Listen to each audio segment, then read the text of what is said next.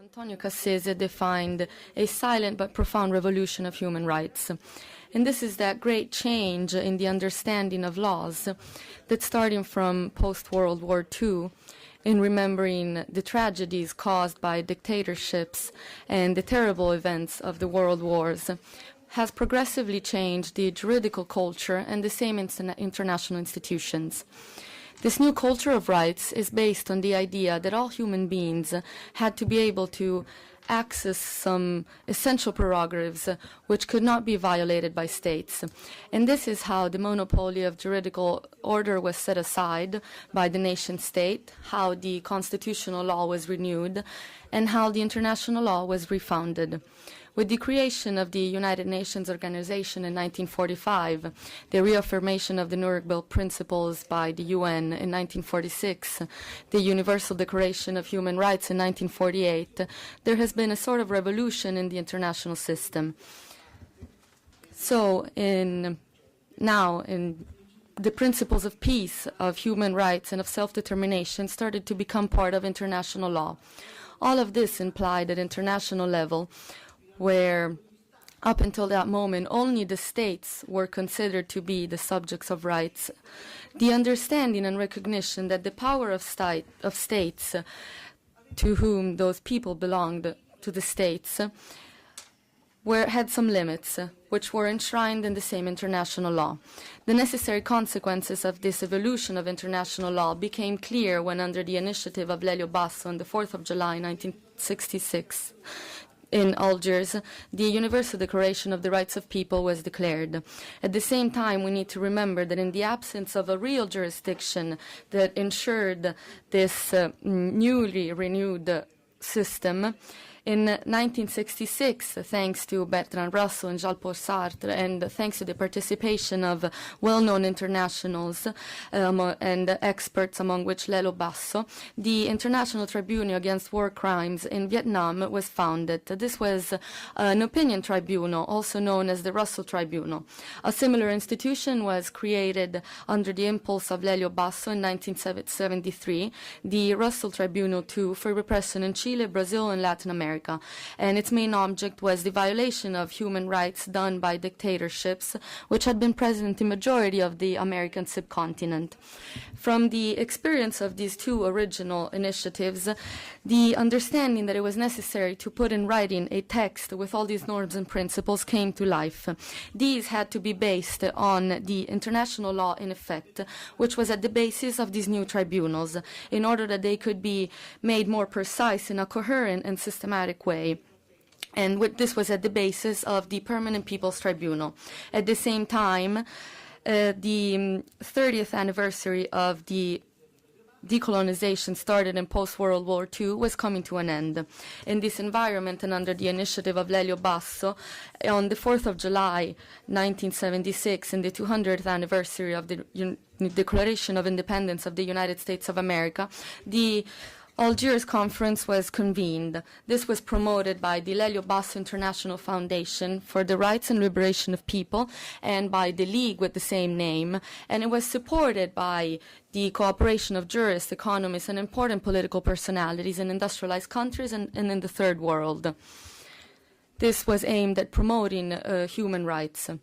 Starting from the conviction that the effective respect for the rights of man must involve respect for the rights of peoples, the Algiers Declaration declares the rights of people in 30 articles, which codify the right to national identity and cultural identity, the right to self-determination, economic rights, the right to culture, the right to the environment and common resources, the rights of the minorities, and the guarantees of such rights.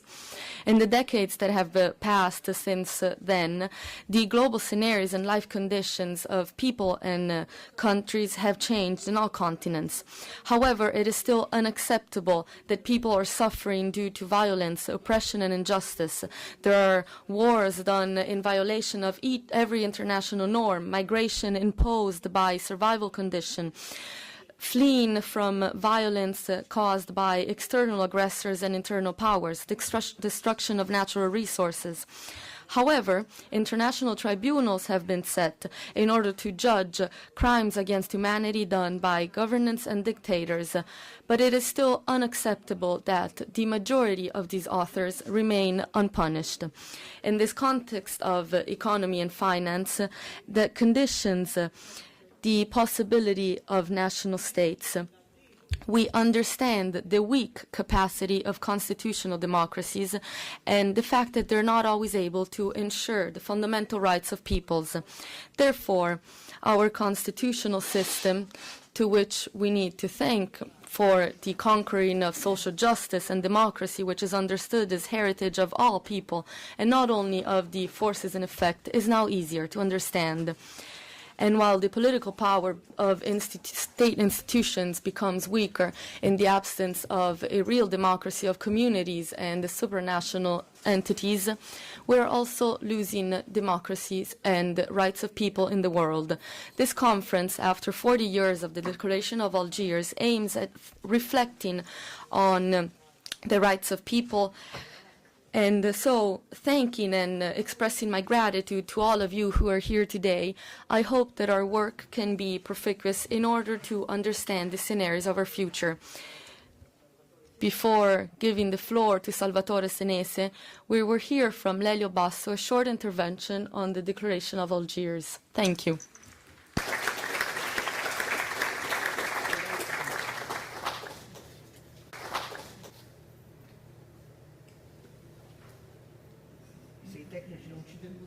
Io ho fatto un po' l'analisi della situazione attuale. I analyzed the current situation from this viewpoint.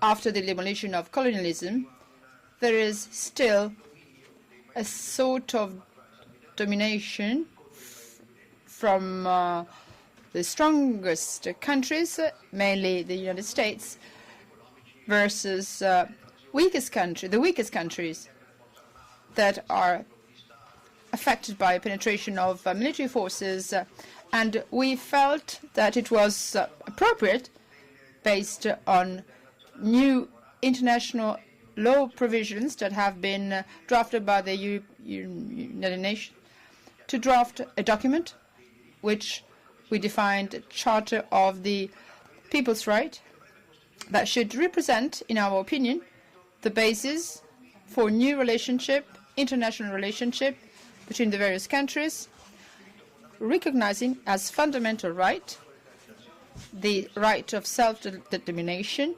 politically, culturally, therefore the right to resort to the necessary resources without the penetration of other countries. The 4th of July was selected for the proclamation of the people's rights, because it coincides with the 200th anniversary of a Declaration of Independence in Philadelphia. So there's a counterbalance between the Declaration of the United States and the current stages, which, unlike that declaration, looks at the United States as the dominating country.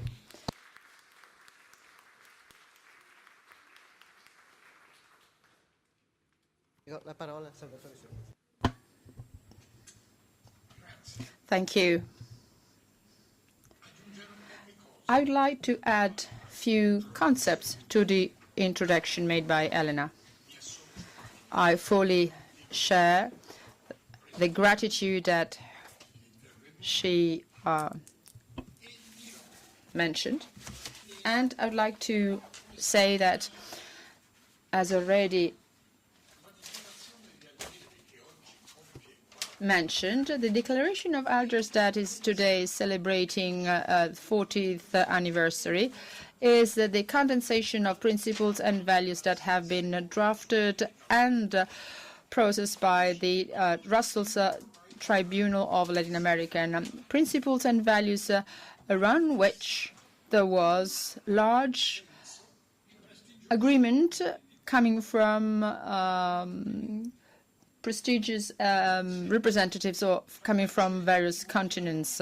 So it was a large consensus and agreement capable of motivating militants and politicians coming from different countries and different domains who all share the same kind of commitment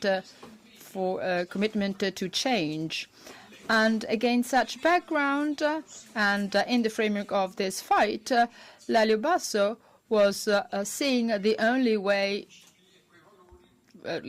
for change and emancipation, and therefore what was necessary was to highlight principles and values that had motivated the movement of the public opinion, so as to prevent such values from fading. But those values had to become a part and parcel of the horizons of the various movements that were in place for the sake of emancipation. And therefore, based on that requirement, that declaration was drafted. And for the drafting of that declaration, Lelio Basso, as was customary, invited a team of experts and jurists and politicians to work on the text.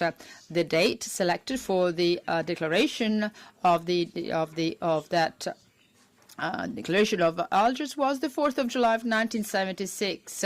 So today is which was the 20th anniversary of the Declaration of Philadelphia, to resume, according to the words of Basso, the march towards the right of people.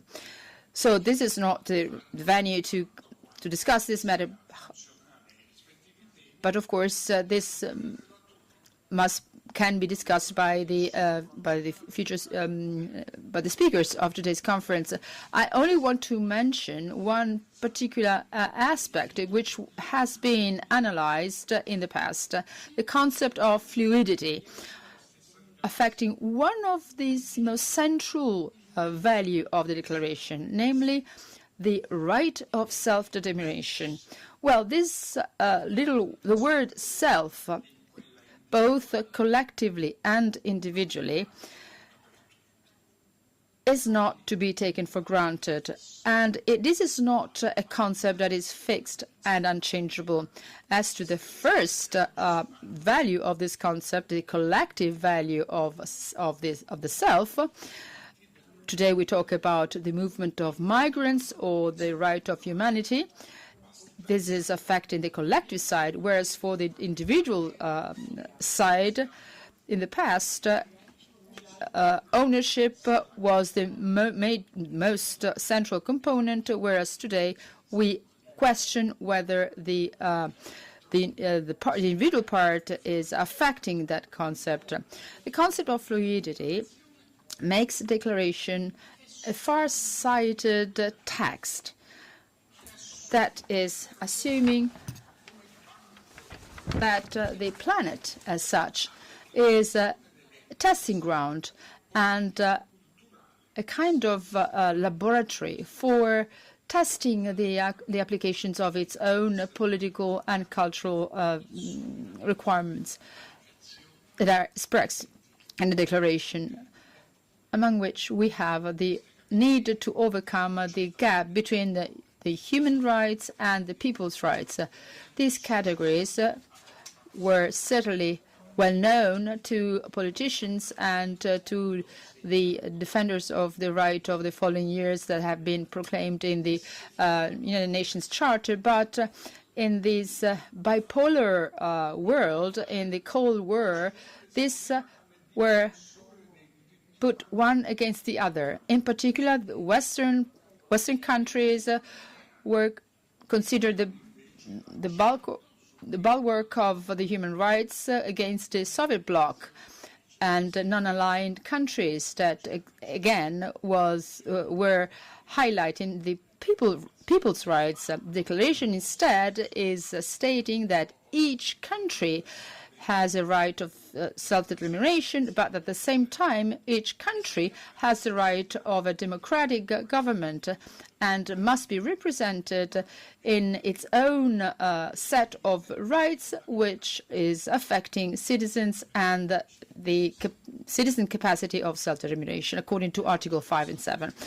It would be diminishing and misleading to look at this main message and this thrive to mobilization of the declaration and of the headings of the declarations. Of course, the paragraphs of the declaration must be interpreted together with the preamble, which of course must be set against its background, the background of its horizon. Such horizon, which was beautifully defined in a few words, is open to hope and open to future progress and freedom, but is also affected by the fear for new forms of oppression and destruction. We believe in a time of great hope, but also in a time of profound uncertainty and unrest. This is how the preamble starts, and it is exactly against that scenario of hope and uncertainty. We can say that human beings and true people, men in flesh and bone, that's how Lelio would say, have a role to play, have a commitment to take, have a fight to wage, to make their hopes come true and overcome the uncertainty. And the declaration, as we were saying, is an instrument that is aiming at that outcome. But such a fight cannot be exhausted today. It is not an event that can be consumed within a limited time frame. It is a commitment that can be passed on from generation to generation, and it's part of the history of humanity. And therefore, it is not a linear trend that this commitment is made of. It's part of the history of the human being, and therefore can be affected by defeat and victory. Think, for example, just to make, by way of illustration, an event. Think of Latin America. Think of the hopes that those countries have shared after the fall of the military dictatorship. Think of the laboratories of democracy that the countries such as Brazil and Venezuela have become part of, and also think of the economic crisis and also the institutional crisis that such countries are affected by.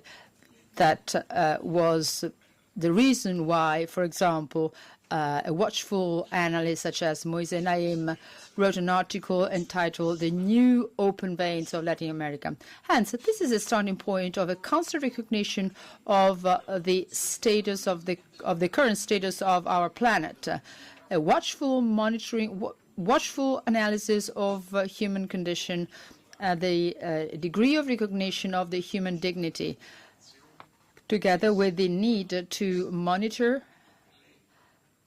our capacity to live up the content of the declaration. Today's meeting is, as is customary for the Foundation, such as many others, respond to this need and must be seen against that background.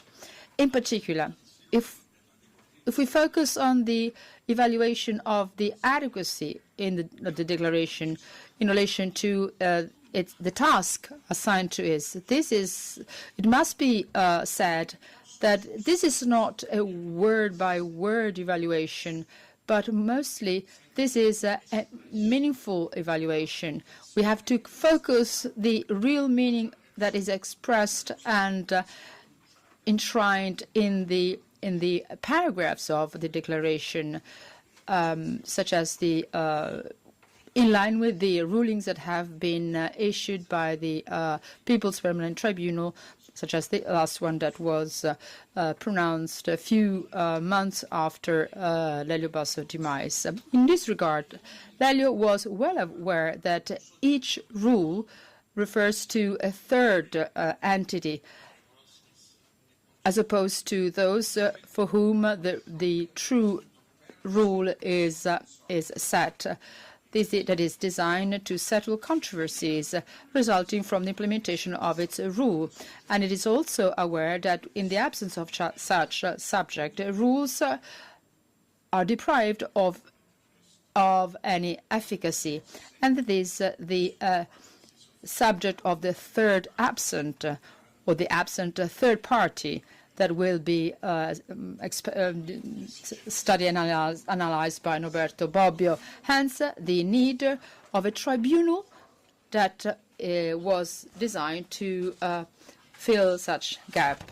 And this tribunal has made several rulings on a number of critical situations affecting fundamental rights, affecting people,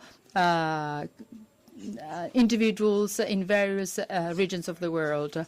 The Secretary General of the Tribunal described its activity, whereas it is not accidental that in the conclusions of today's meeting, Gianni Tognoni will discuss its activity, and we will appreciate the scope, the current scope, and the true meaning of the declaration.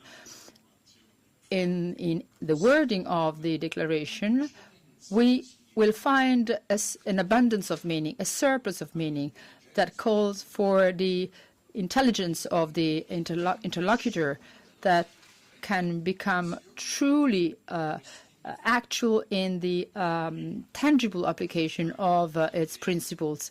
And this is all the more true as this application responds to the needs and to the expectations of human beings that are committed to fighting for a future, better future. So with renewed gratitude, I think it is time to start our debate. Thank you. Buongiorno, sono Pietro.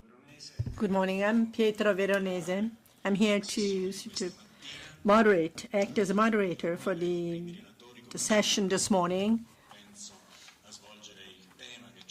So the first session will deal with the topic mentioned by Mrs. Paciotti, so that we can get some sort of background to assess the nature of this document, which was drafted 40 years ago, in light of the huge changes which have come about in the world since that time. So now, before calling upon the first speaker of this morning's session, Mr. Philippe Texier, I'd like to call upon Nicoletta Dentico to kindly sort of read out the word of greetings which were sent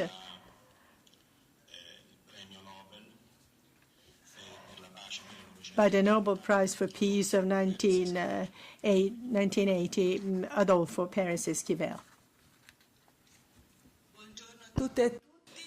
Good morning, everyone.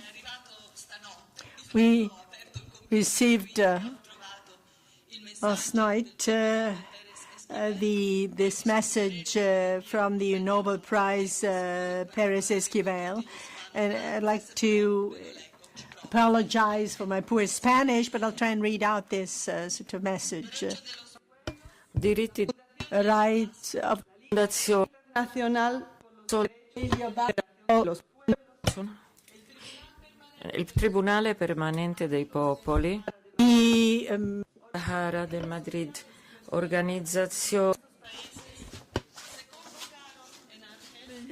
Several organizations were convened in Algiers when on the 4th of July 1976 they sort of stated the Universal Declaration for the Rights of the Peoples to assert the right to self-determination and economic, cultural, and political integrity and the freedom of the peoples. Lelio Basso was the person who sort of convened such a meeting to take a very in-depth look at the values such as self-determination and identity of the peoples, confronted with the exploitation and the domination of major superpowers and the discriminations against peoples who are involved in fighting against any domination. In the preamble of the declaration, it is stated that we're living at times of great hopes and major concerns, times characterized by many conflicts and contradictions, times where the struggle for revelation have sort of made it possible for peoples of the world to win over the international sort of imperialist systems, times of struggles and victories in a number of countries, and there are new ideals of justice which have come to the fore in such times. 30 articles of the Declaration emphasize the rights of the people, the struggles, the hopes, and the frustrations which are experienced by the peoples, and the need to come up with a code of conduct which should sort of be complied with and which would complement the Universal Declaration of Human Rights proclaimed with the United Nations. Every people has a right to the respect of its national identity, cultural identity. 40 years after the Universal Declaration of the Rights of Peoples, we'll have to once again sort of consider what is it that we are called upon to accomplish when the major technological and scientific developments have changed the behavior of the peoples, when there are new struggles and invasions in a globalized world, where we see that the life and the rights of people and of individuals and peoples are put at risk. And there are threats to the environment, to the natural resources. We are confronted with exploitation perpetrated by the multinational corporations. We have a conflict between northern countries and southern countries. We have a single crop systems, and which have destroyed the productive capability of small holders, small farmers, and threaten health. The asymmetries are much greater between the technologically advanced countries and the developing countries. The latter are increasingly late in catching up with a globalized world which generates interdependence rather than integration. Rights of peoples are being violated, and the most powerful systems are exploiting the weakest ones. 40 years after the Universal Declaration, we have to take stock of the current situation of such rights.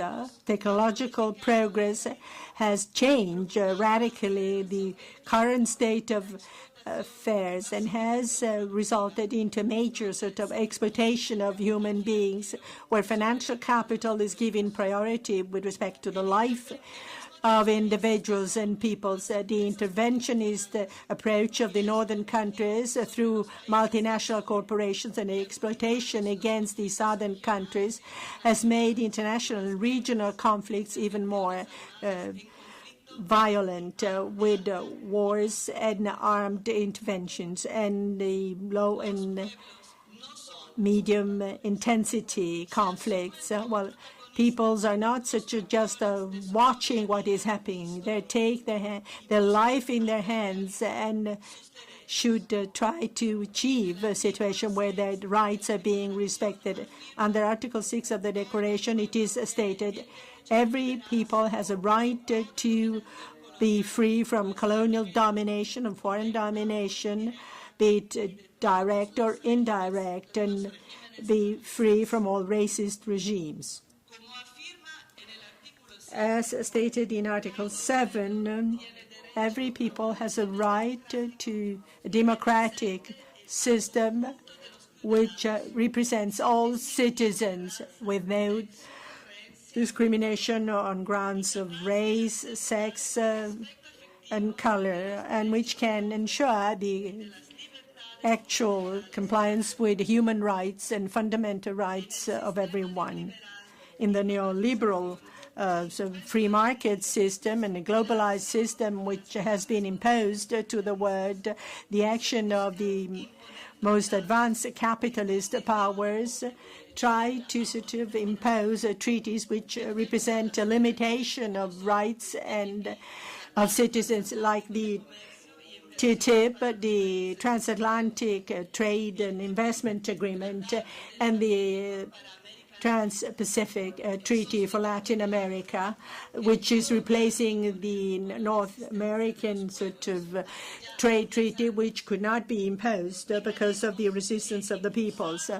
All such mechanisms were designed to ensure that peoples would be subject to the vested interest of international multinational corporations, imposing a new colonization of peoples in light of the interests of the United States. The Universal Declaration of the Rights of Peoples has sort of resulted into the establishment of the permanent people's tribunals. And there were a number of sessions convened by the permanent tribunal against a number of problems which had arisen in the world to sort of expose the crimes perpetrated against the peoples. It's important that we sort of preserve the memories of the life of peoples, and we have to translate into reality the sovereignty and the self-determination which is advocated by the peoples and which has been proclaimed in the Charter of Algiers in 1976. Signed, Adolfo Pérez Esquivel. Thank you so much, Nicoletta. So I'd like to congratulate you for your excellent Spanish. I'd like to call upon Professor Flavia Lattanzi to join us here at the head.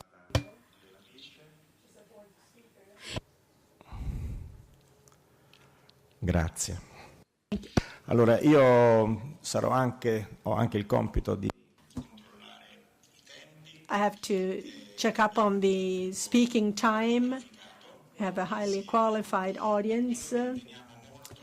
So we do wish to give the possibility at the end of the presentations to ask a question. So I'll ask all speakers to stick to the 20-minute speaking time that they have been allotted. So I'm very pleased to call upon the first speaker of this session, Philippe Texier, who's an honorary magistrate of the Court of Cassation of France. He's an expert of international law. He has been working for the United Nations for a very long time, and he has been collaborating with the Fondazione Basso, and he's the deputy chair of the Permanent People's Tribunal. Thank you. Good morning, everyone.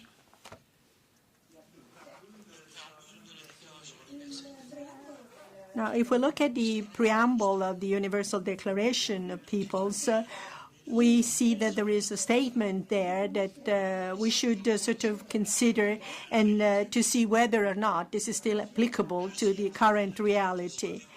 And I will quote that, even though Adolfo Pérez Esquivel quoted this wording in the preamble.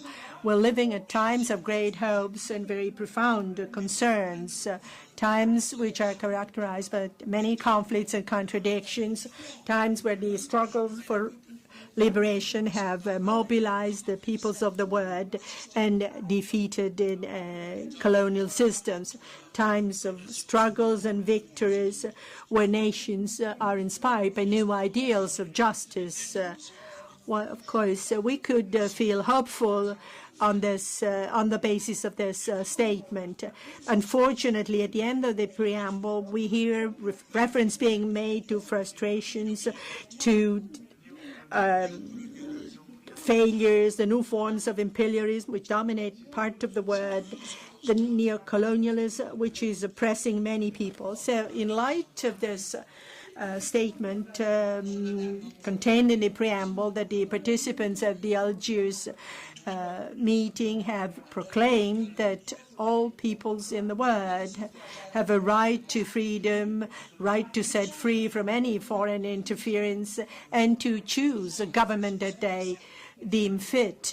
And if they are subject and oppressed, they have a right to struggle, to fight for their liberation, and they have to sort of be helped in their struggle by other peoples. At the time when the Declaration of Algiers was adopted, formally decolonization had taken place, but we heard people referring at that time about a new form of colonialism. In his introductory remarks to the Conference of Algiers, Lelio Basso stated that neo-colonialism has given rise to indirect domination through economic dependence.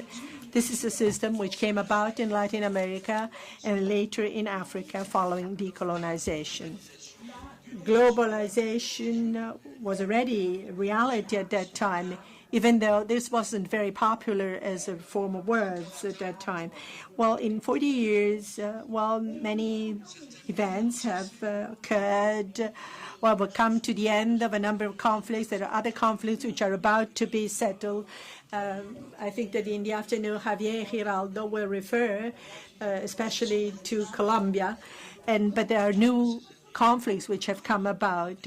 Throughout many years, the Permanent People's Tribunal has bore witness to the cases and complaints of peoples whose right had been violated, that had no way to bring their cases to national courts or international courts, which were either inexistent or limited, with limited jurisdiction and competence because of the fact that they could not sort of confront the most powerful countries, and particularly the permanent members of the Security Council. Since the establishment of the Russell Tribunal 1 and 2, since the Vietnam War and the struggle against dictatorships in Latin America, the Permanent People's Tribunal has held some 40 sessions and handed down judgment on the situation of many peoples, oppressed people from Western Sahara to East Timor, Argentina, Eritrea, the Philippines, El Salvador, Zaire, the genocide of Armenians, the Brazilian Amazon, just to quote a few. Over and above the severe violations of rights of peoples of oppressed minority, the themes considered by the tribunal have gradually included the consideration of violations caused by globalization, that environmental hazards, and the action of multinational corporations in the course of the last decades, and the harm caused by the illegal use of chemicals. So there were sessions on the debt, the IMF role, the World Bank role, and the Bhopal catastrophe, the responsibility of transnational corporations for massive violations of all rights of the communities and the indigenous people. There were sessions on Colombia and Mexico which considered and judged the rights of the peoples caused by the exploitation of the soil of large territories deserted by the states and the governments and which had taken over by multinational corporations or the capital, large capital, threatening health and the health and the life of communities. These are just a list of various projects that have been addressed by the Tribunal. The last session of the Tribunal was held in Turin in November 2015 on the theme of fundamental rights, participation of local communities, and large schemes and projects. The judgment, which was handed down following the consideration of the project of a high-speed construction of a high-speed train connecting Lyon with Turin, has come to the conclusion that the fundamental rights of communities, local communities, may be sort of violated to ensure that multinational corporations can derive their sort of profits, as is the case for a number of projects in Italy, France, the UK, Romania, and Latin America, Asia, or Africa. The session of the Tribunal clearly showed that the profit motive to the detriment of the protection of citizens doesn't simply apply to the third world countries or the so-called southern countries, but also characterize the democratic countries of the first world. So the use of this set of legal sort of documents that have been drafted in the course of 40 years and which are represented by the many rulings issued by the Tribunal is obvious, apart from the decisions which have made it possible to shed more light on a reality which was often denied. Since the sort of drafting of the Charter of Algiers, a number of historic events have occurred, which might bring us to bring into question whether or not our vision should be changed, or we might need to adjust and amend the Charter. We could sort of quote some of such events: the end of apartheid in South Africa, the downfall of the Berlin Wall, the escalating religious intolerance throughout the world, the terrorist attacks, and the sort of attack against the freedoms as a response to terrorism by a number of countries, with the example of the Patriot Act in the United States, or the state of emergency which was declared in France. Some new conflicts have come about. There are other sort of actions and interventions which were sort of disguised as defense of human rights, whilst they were sort of neo-colonialist intervention. This is the case, for instance, with the U.S. or the NATO intervention, or in Iraq, Afghanistan, and Libya, or in sub-Saharan Africa. But other conflicts which are still ongoing, as the international community doesn't seem to be concerned with a negotiated form of solutions, which doesn't seem to be in the cards, such as the Israeli-Palestinian conflict. The fundamental principles set out in the Declaration of Algiers are still quite relevant and operational. The right to the existence and the respect of national and cultural identity is still extremely relevant and topical throughout the world. The right to self-determination, political self-determination, is still very relevant, even though some major progress has been made in this area. The right to economic self-determination set out under Article 8. Every people has an exclusive right to its wealth and natural resources. It has the right to recover such wealth if it has been deprived of it, and to get proper compensation. And this is all the more relevant, as shown by many sessions of the Permanent People's Tribunal. I need not emphasize the need to sort of still fight for the right to the environment, the protection of the environment, and common resources and common goods. The right of minorities, which is far from being respected, when we hear that, for instance, many languages are about to disappear, and some minorities are still victims of discrimination. Homosexuals or transgender are victims of discrimination and are being killed in the northern countries and in the southern countries of the world. Well, this very short overview of the content of the Algiers Declaration shows clearly how relevant it still is. The last chapter on guarantees and penalties bears out this statement. We have to clearly state that the declaration should not be modified. I'm personally convinced that it's still very relevant and topical. We have to still decide about the status of the Permanent People's Tribunal. There are a number of members of the tribunal that propose to modify it by adding other articles concerning the crime of genocide, state crimes, crimes perpetrated by transnational corporations, environmental crimes, and violations of human rights perpetrated by multinational corporations. So the tribunal has started considering these issues and will continue to carry on such a reflection. I'm not here to take stock of the 40 years of the implementation of the Universal Declaration of the Rights of Peoples.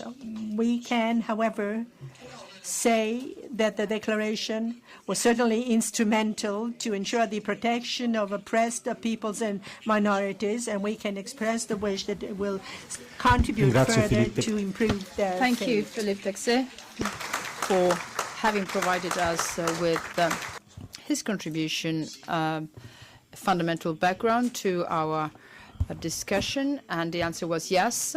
The principles of the Algiers Charter are still applicable and relevant. They have been thought and conceived for a region of the world which was defined then as a third world, and today we can describe that region the other world. Whereas in recent discussions held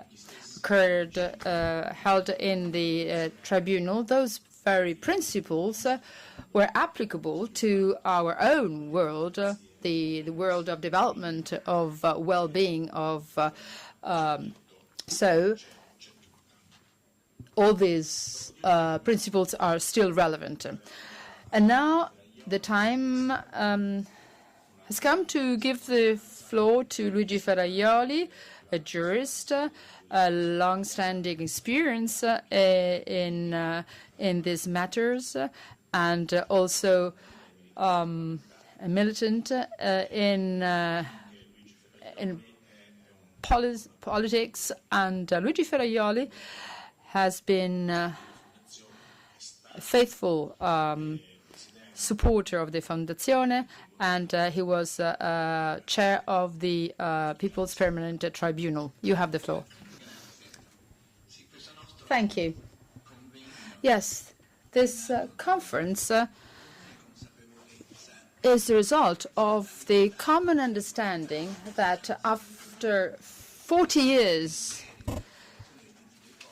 the Declaration of Algiers is still relevant. However, we perhaps need to rethink and update to some extent those principles and those values. The Charter, as Paciotti and Senese and Texier mentioned, the Algiers Charter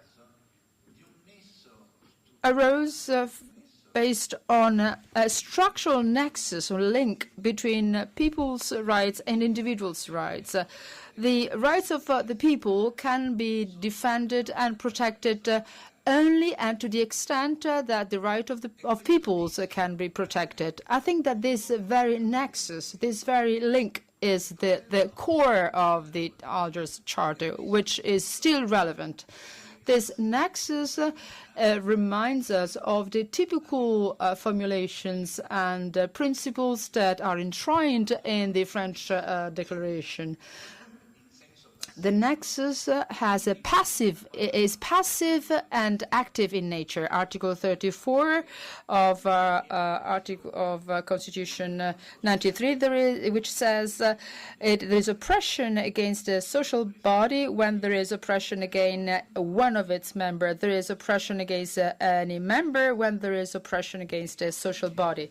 And an active the nexus is active in its nature, as it is mentioned in Article 9 of 93, Article 23, when it says that the social guarantee of the individuals is entrusted to the joint action of everyone, of the entire body, social body. And there's another article which says the French peoples entrusted in the whole French people, the courage, the French mothers and fathers, such right. Well, the credit must be given to the Algiers Charter for having highlighted such nexus, which is often forgotten. Today we have to renew and update such nexus, such link, on the basis of these new forms of oppressions, these new forms of violations of the people's rights, therefore of the fundamental rights. There are new forms of oppressions, and there was no reduction of oppressions, far from it. Although colonization is over, however, to imperialism and political domination of imperialism has been replaced by markets' financial domination. Roberto Schiattarella will discuss on this. We can say now that there is overlapping between impersonal, anonymous, invisible domination that is making all the peoples, not only oppressed people, the weakest people, but also European peoples, prevent them from their right of self-determination in the light of an unbalanced distribution of rights and profound reduction of the fundamental rights. There was an exponential growth. Just think that 10 years ago, we were saying in celebrating exactly the 30th anniversary of the Charter's People's Rights, that the 280 people, the richest people in the world, had 50% of the wealth of the weakest. Now, those people have become 62. The 62 the wealthiest people of the world owns exactly the amount of assets or resources of 41% of the people, 50% of the people. Sorry, there is a 41% increase, and the resources of the weakest has been affected by a reduction. So, this trend must be at the center of our discussion because it is affecting the entire scope of the peoples of our planet. And on looking at our charter, we have to reflect upon the notion of peoples and rights of peoples. The notion of people, as we all know, is among the most the most analyzed and studied. On the one hand, we have the fundamental principle of democracy, the power of the people, the right of self-determination of the people, as the Charter of Algiers sets forth. But when the word people refers to, sadly, to a collective body which lacks differentiation as a whole, And it represents one of the most controversial legacy of the political thought, the idea of people as an organic unity, which was theorized, which was part of the theory of the Nazi thought, which was the source of legitimacy of the domination of the chief, Führerprinzip. Now, this conception must be denied. As Kant will say, the people is not provided with a common will, and this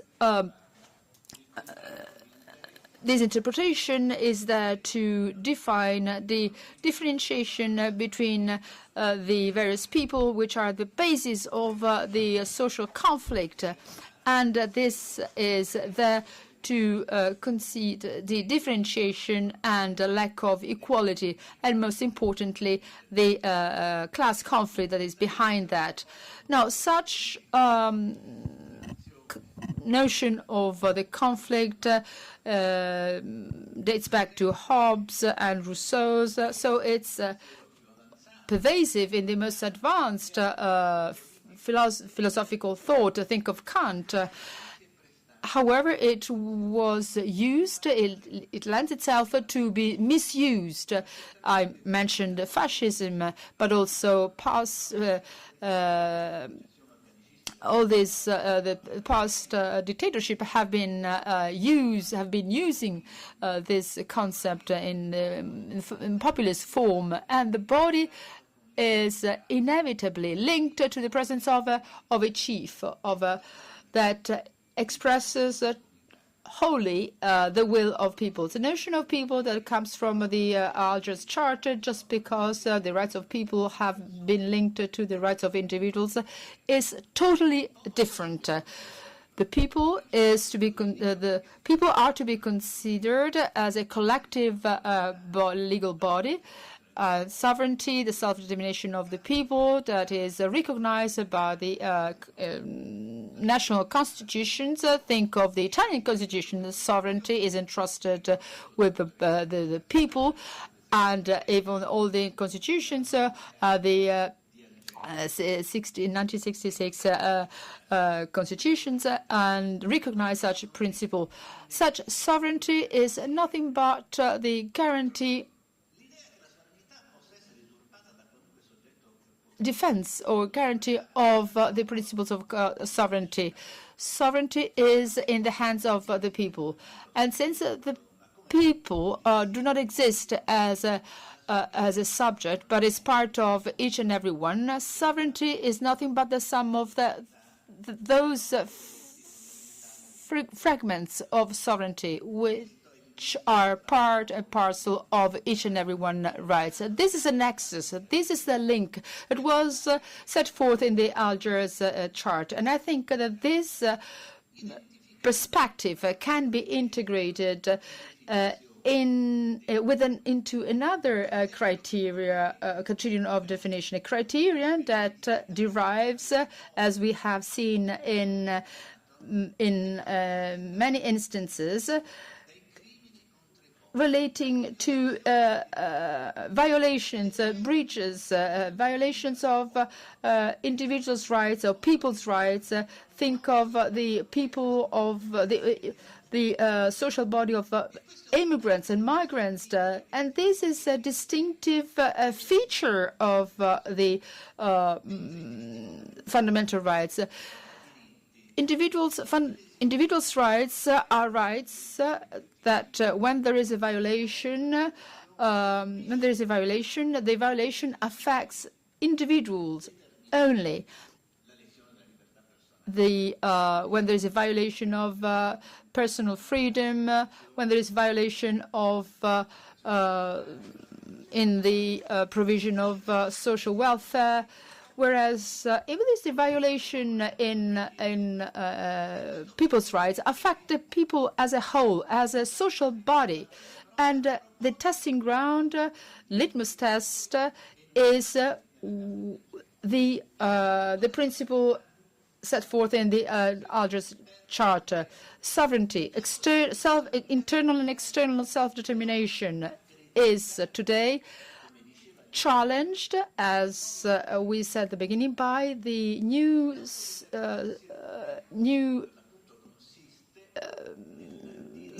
sovereigns that are the financial markets.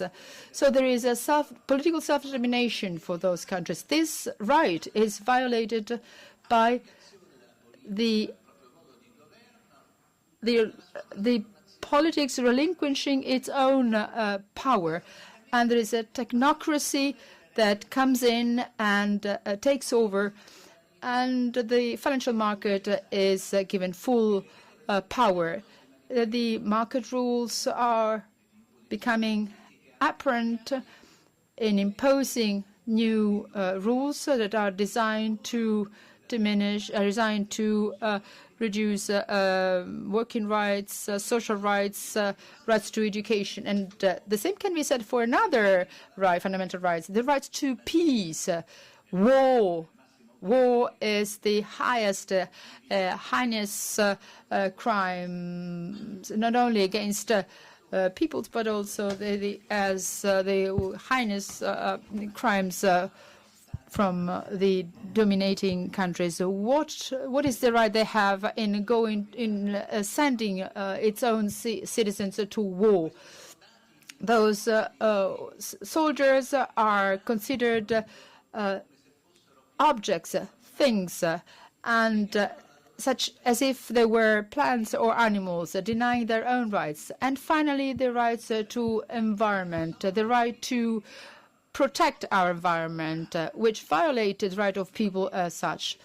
Hence, individuals, all individuals, people as such, the entire humanity, because of deranged, uncontrolled, unsustainable environmental development, as experts say, which will lead to the end of the survival of our planet.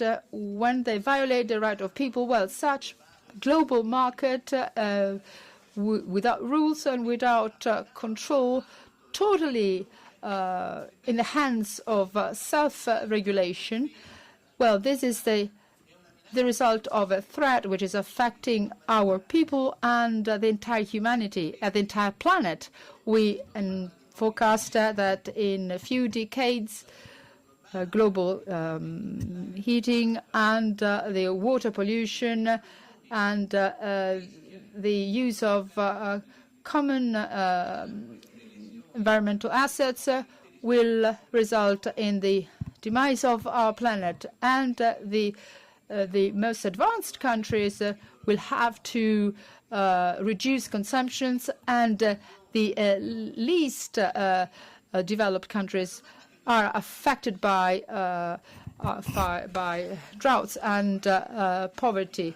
Well, the question must be raised in looking at the charters and also in looking at the work of the People's Permanent Tribunal is how should we rank those rights? What priority should be given when looking at the rights that are in the hands of the financial market? Well, that channel has nothing to do with the criminal law. It would be nonsense to define as crimes facts and actions that have no personal responsibility, that do not consist in self-determined behaviors, the effect of which is not resulting in dangerous activities. However, that does not prevent us from looking at them as full-fledged crimes affecting system crimes, which are not vested in the individual's responsibilities, but they are the responsibility of our political systems. And such crimes are the result of such an asymmetry between the policies that is still controlled and monitored by the states. Such asymmetry is not unnatural because it was the result of decisions made, the free circulation of assets, the the lack of elimination of distinction between merchant banks and retail banks, and so on and so forth.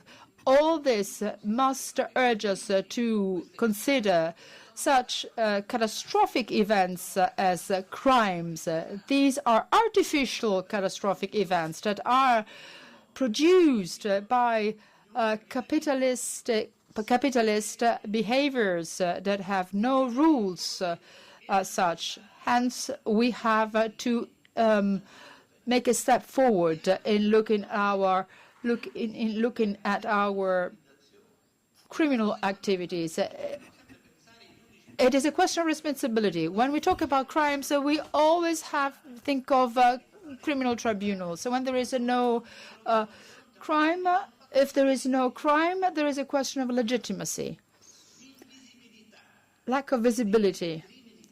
Such system crimes are invisible because they are produced and they are the work of markets, financial markets, and we have called them we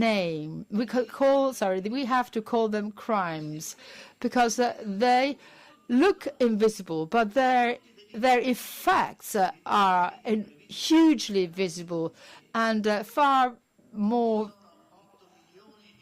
dangerous than those envisaged by the criminal code. There are thousands and thousands of people that die every year because of lack of drugs and medicines. There are medicines and drugs that are patented in countries that make the use of those drugs impossible for certain countries. The people that die because of lack of food and lack of water in the past 30 years, more than 30,000 people died in our sea because they tried to escape. Of course, these cannot be regarded as crimes at first sight, but they are crimes. These are crimes that are pointing to a new entity, not only individuals, people, but the whole humanity, which is the affected entity, the challenged entity, as a result of the aggression made by the financial markets, and it is also the affected partner in this fight. And it starts from the need for new forms of subjectivity. And in closing, I would like to use a positive note. Humanity is affected by a common feature: survival of our planet, the survival of humanity. For the first time in the history of humanity, way beyond the interest of our countries, of our social classes, of our individuals, there is a common interest. I remember that when we celebrate more than 10 years ago, when 100,000 people took to the street to celebrate peace, there is a new subject. The whole of humanity is entitled to survival, and this is the future, our future revolution, and the revolution will take place against invisible sovereigns, which are our financial markets.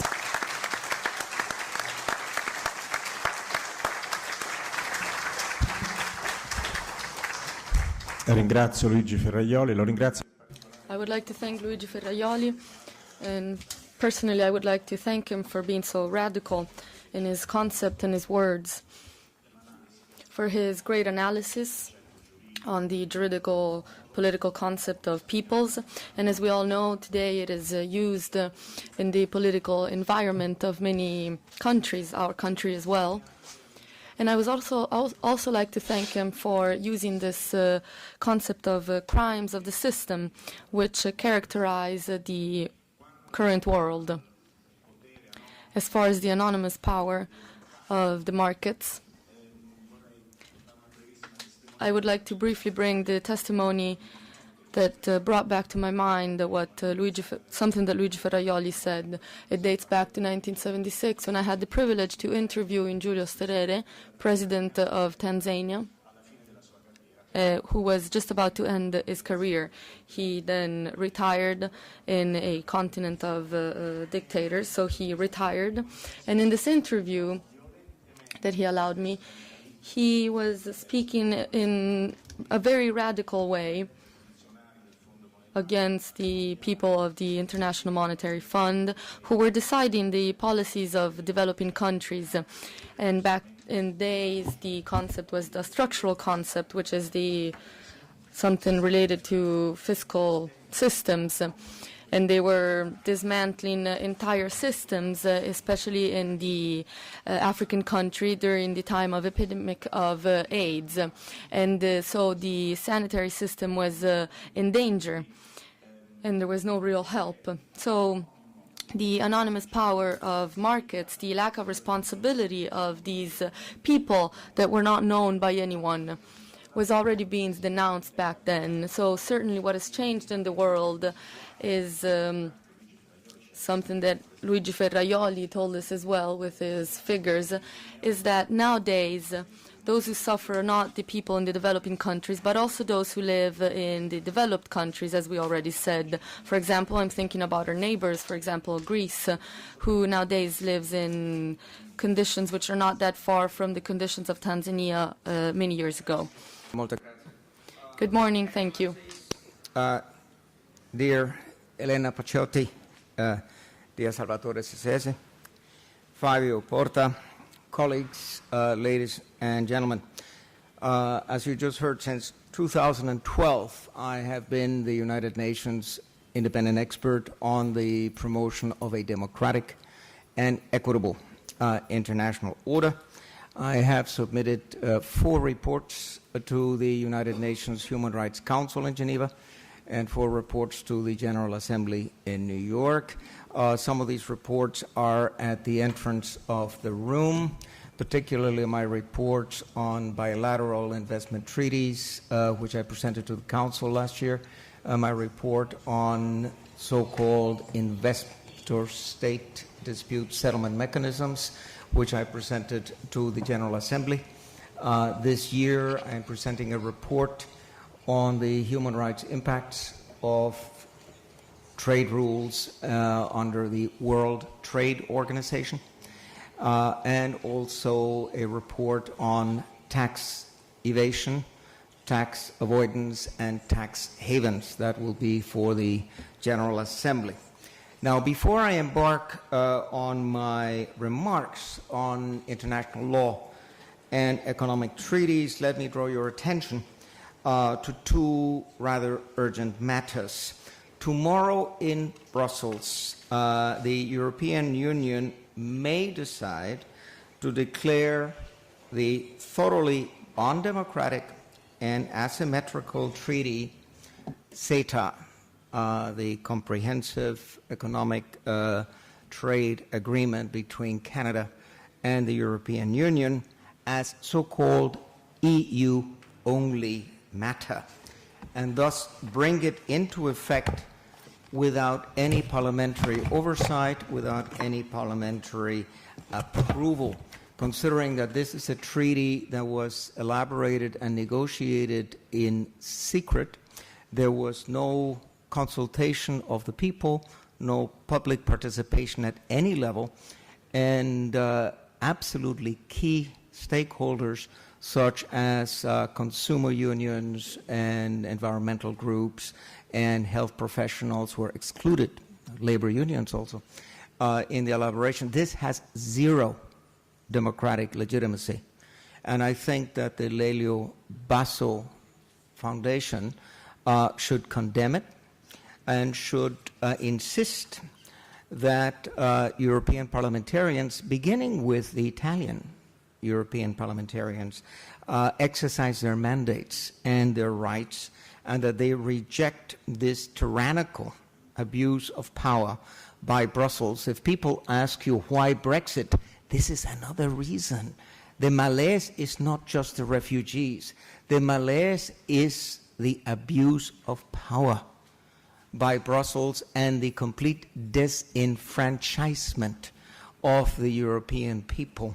Now, the matter really should be elevated to the European Court of Justice in Luxembourg. If the European Court of Justice gets this on a constitutional question, is it compatible with European law? Is it compatible with the Lisbon Treaty? They will have to decide that it violates the three pillars of the European Union and of the Council of Europe, namely democracy, the rule of law, and human rights. I spoke before the Parliamentary Assembly of the Council of Europe in Strasbourg on the 19th of April last, and I explained why these treaties are incompatible with the rule of law, with democracy, and with human rights, and what enormously adverse consequences they have had and they will have in the future if they enter into force. So really, this is a matter of civic duty. You have to take your responsibility. If necessary, go 1 million people on the streets and protest against it. Against TTIP, you've had 250,000 people protesting in Berlin. There have been thousands protesting in Hanover when my President Obama was more or less cooking up a fast tracking of TTIP a few weeks ago. Now, that was number one concern. Now, there's a second concern that gives us an opportunity to fight impunity. On Wednesday the 6th, the Chilcot report on British involvement in the 2003 so-called Coalition of the Willing will be published, revealing the lies, the manipulations, the mendacity, the perfidy of Tony Blair to bring Britain into what the United Nations Secretary General Kofi Annan in more than one occasion referred to as an illegal war. I can give you the cites. There must not be impunity for Tony Blair. I believe that he can and should be indicted for war crimes and crimes against humanity. I think the Fondazione Lelio Basso should adopt a resolution demanding that the prosecutor of the International Criminal Court, and it is within his power to do so, that he start an investigation with regard to Tony Blair's penal responsibility. Obviously, it's not only Tony Blair. I mean, the main culprit is my former president, George Walker Bush, and the neocons around him, Mr. Wolfowitz and Mr. Rumsfeld, and the rest. Now, allow me to advance my conclusions on bilateral investment treaties and free trade agreements such as NAFTA. Some people have forgotten that the North Atlantic Free Trade Agreement has been around and has done enormous damage, except, for the transnationals who've made plenty of money on it. But for the people of the United States, of Canada, and of Mexico. These are what is termed in international law unequal treaties, and they're incompatible with Articles 10, 24, 25, 26, 27, etc. of the Algiers Declaration, as they are what is termed in international law language contra bonos mores. I believe that many of these treaties or parts thereof, in particular the investor-state dispute settlement mechanism, could be challenged under Article 53 of the Vienna Convention of Law of Treaties as being against public policy, against domestic and international ordre public.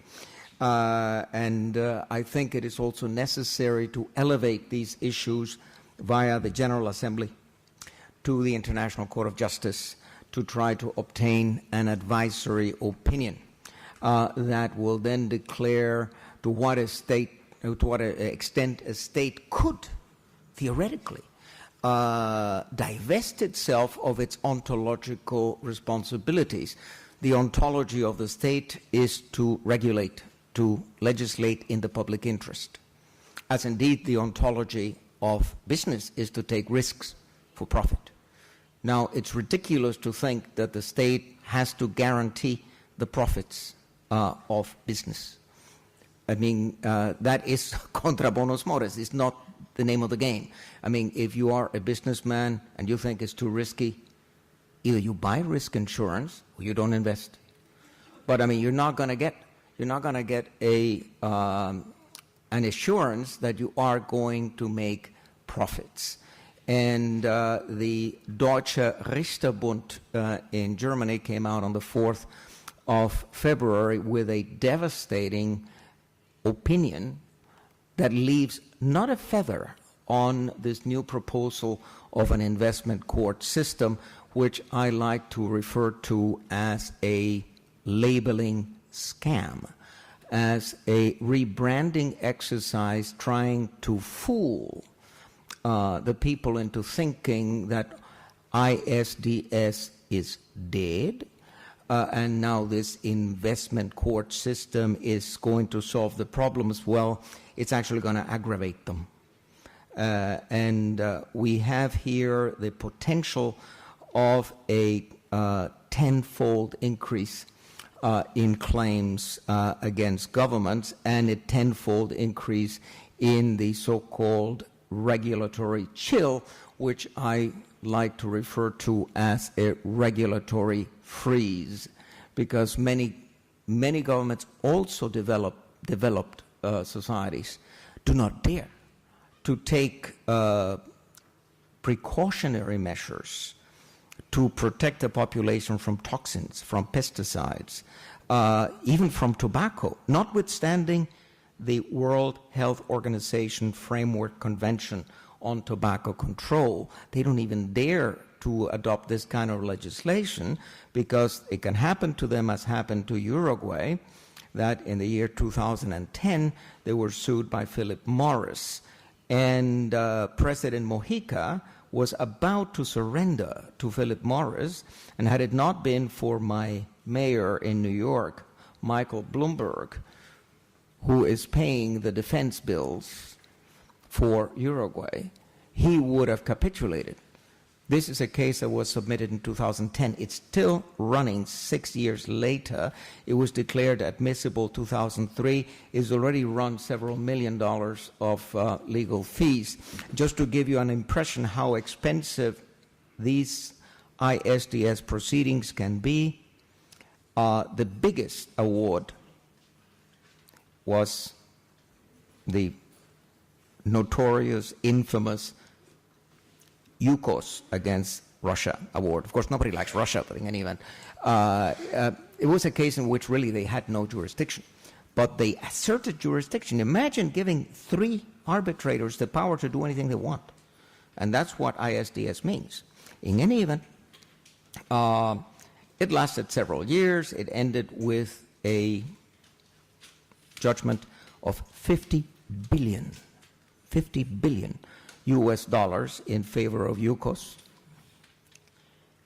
It ran up a bill of $74 million in legal fees, and the 3 arbitrators took home $7.4 million. It's a nice job being an arbitrator. In any event, actually, when I studied at Harvard 45 years ago, I don't think I ever heard the word ethics in my classes.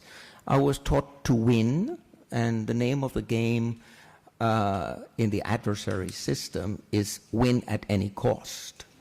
So we are not taught that we lawyers have a function in society, that we have a responsibility to serve justice or natural law. These are things that are not taught.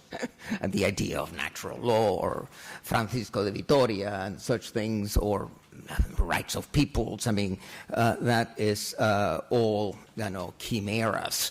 Now, one important point is that economic treaties are not stand-alone regimes, and they must be interpreted and applied in the light of international law in general, and in particular, the human rights treaty regime.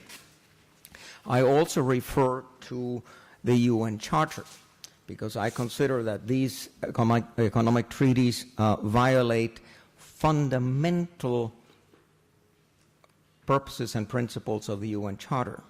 They violate the principle, actually foundational principle of the United Nations, which is the sovereignty of states. It also violates the prohibition of interference in the internal affairs of states. It makes development impossible. It makes the fulfillment of human rights treaty obligations nearly impossible. It delays them, it circumvents them, eventually, especially in the field of economic and social rights, it essentially makes them unenforceable, thereby bringing in Article 26 of the Vienna Convention of the Law of Treaties, the obligation pacta sunt servanda, the obligation to implement human rights treaties in good faith. And the paradox is that governments that have entered into treaty obligations under the International Covenant on Civil and Political Rights, the International Covenant on Economic, Social, Cultural Rights, the European Convention on Human Rights, the European Social Charter, the American Convention on Human Rights, etc. These are not pledges. These are treaties. This is hard law. And the same governments that have entered into these pacta sunt servanda obligations enter into so-called free trade agreements that sabotage the implementation of these prior agreements. That's why if the General Assembly were to refer the matter, a number of legal questions, and in my report to the General Assembly last year, I formulated a number of questions that the General Assembly should refer to the International Court of Justice for an advisory opinion in order to obtain once and for all a statement that in case of conflict, the human rights treaties prevail. In case of, when you have competing rights or competing treaties, then a commercial treaty is not going to trump a human rights treaty. A human rights treaty that has been openly elaborated and negotiated, that has gone through years and years before it's been adopted and ratified by all countries, whereas the commercial treaties are usually done in secret and then rushed through, because if they were subject to referenda, obviously they would be rejected. One article that I always like to refer to, so that, someday some politician will discover it and will think that it means something and that it maybe could be applied. Chapter 16 of the UN Charter, which I like to call the World Constitution. Article 103 reads as follows: in the event of a conflict between the obligations of the member of the United Nations under the present Charter and their obligations under any other international agreement, meaning commercial agreements, their obligations under the present Charter shall prevail.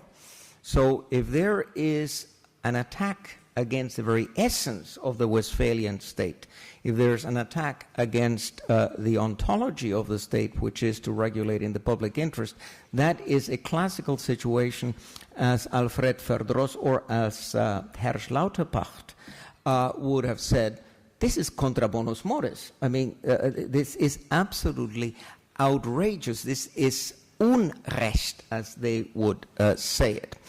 Another initiative that I wanted to bring to your attention is the Global Bill of Rights. I belong to an association called Unite for Rights, and we have been working for a while on trying to combine all of the treaties into one document, and we have a little Bill of Rights of 34 articles, and the last section is the International Court of Human Rights. And this is something that at some point we could discuss maybe later on. Things that are going on, the Human Rights Council that just ended last Friday in Geneva. The Council adopted a resolution which actually, if you've seen the text, it was a de minimis text on the human right to peace. I attended the 3 intergovernmental working groups that were trying to elaborate this document. And basically the document is everyone is entitled to live in peace. And peace, of course, is not just negative peace, the absence of war, but it's the absence of structural violence, and it has components of a positive obligation of disarmament and all sorts of things. It was the initial text was a wonderful text. The advisory committee to the Human Rights Council proceeded to present to the Council a full declaration that was very holistic in nature and should have advanced. Who killed it? The European Union. Who killed it? The United States. If you had heard the arguments that were brought by the representatives of the European Union claiming that there's no legal basis whatever for a human right to peace, or even for a right to peace, I mean, there were spurious arguments, ridiculous arguments, because I countered them saying, look, practically all the elements of human rights to peace are already codified, and they are justiciable. Whether you're talking about Article 6, the right to life, or you're talking about Article 18, the right to conscientious objection, or Article 19, the right to freedom of expression, Article 21, the right to go on the streets and demonstrate against war, Article 20, Paragraph 1, the prohibition of propaganda for war. All of these elements of the declaration are already not only codified, they're justiciable. And the European Union says there's no legal basis for this. How about Article 2, Paragraph 4 of the UN Charter? I mean, it's so ridiculous on its face that to have had to witness that, and I tried to convince the chair, say, forget about ever getting consensus. There's bad faith in the room. You're not going to get it. You're never going to get consensus from this group. So go for a strong text, a good text, and get it adopted by a vote. When it went to the vote, this weak text, it garnered 34 votes in favor. There were 9 against, of course, U.S. and European Union. And then there were 4 abstentions. A disgrace. A disgrace.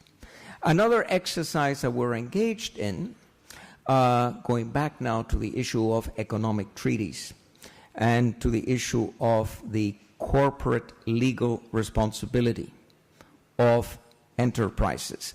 Everybody knows the Ruggie principles. John Ruggie, professor of economics at the Kennedy School at Harvard. And he put out in 2011 the guiding principles on business and human rights. Lovely document, except that it is a lot of hot air. Nobody pays any attention to it. I mean, of course, corporations claim, oh yes, I mean, we all endorse it, but they don't apply it. I mean, if they applied it, for instance, if governments applied it, let me just read you one article out of the guiding principles. That's Article 9. States should maintain adequate domestic policy space to meet their human rights obligations when pursuing business-related policy objectives with other states or business enterprises, for instance, through investment treaties or contracts. Also, Article 10.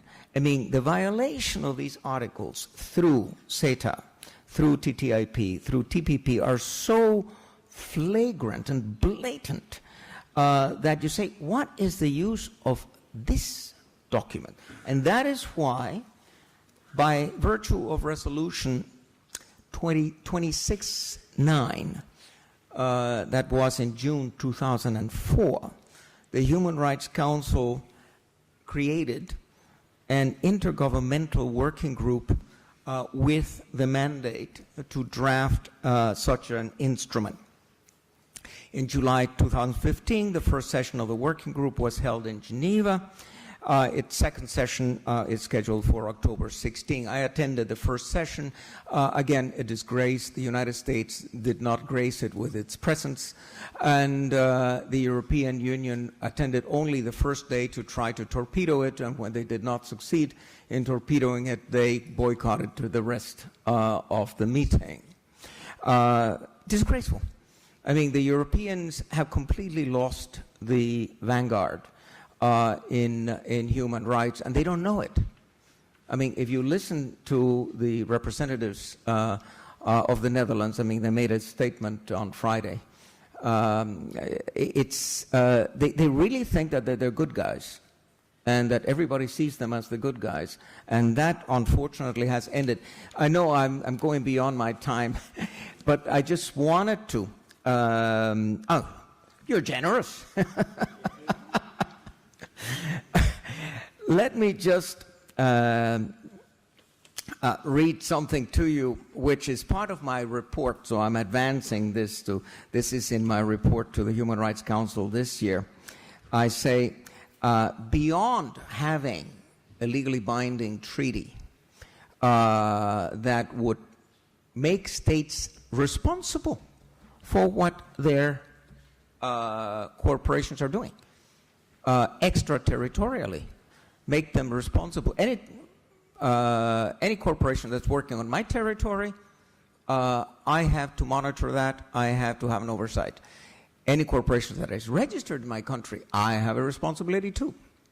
So there's a double or triple responsibility on the part of states, and then I want to see personal liability imposed on the CEOs of corporations.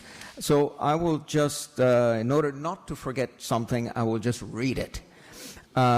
Beyond this treaty, there is urgent need to strengthen national and international penal law, including antitrust legislation, to address cases of corruption, fraud, bribery, money laundering, conspiracy, collusion, tax evasion, insider trading, looting of pension funds, and reckless endangerment of life and environment. In this context, the United Nations Convention Against Corruption, General Assembly Resolution 58-4 of 31 October 2003, and the United Nations Vienna Office could contribute to the process.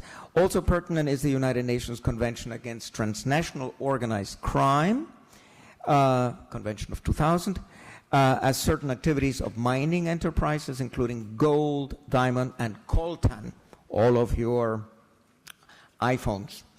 Coltan mining, as well as the ivory trade, entail criminal acts and gross human rights violations.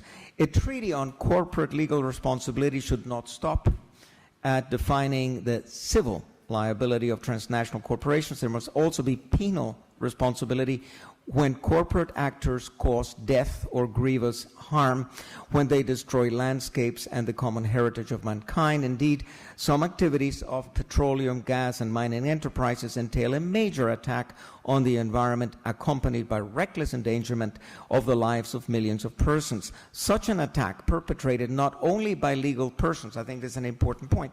I mean, I'm not just trying to put a liability on the corporation, but by the individuals sitting in the corporate boardrooms, may well be justiciable as a crime against humanity. You all know the Statute of Rome. I want to do publicity for my good friend Bill Shavas and his book on the International Criminal Court. And the text of Article 7. Article 7, of course, is crimes against humanity. It's a generous text. Not only does it give you a long list, but then it gives you a catch-all, which no reason why not to use it. When I used to be secretary of the Human Rights Committee and chief of petitions, we were quite innovative, and we managed to get a lot of mileage out of the Covenant on Civil and Political Rights in our jurisprudence. But here, Article 7, paragraph 1, also lists among the categories of crimes that can be justiciable before the International Criminal Court other inhumane acts,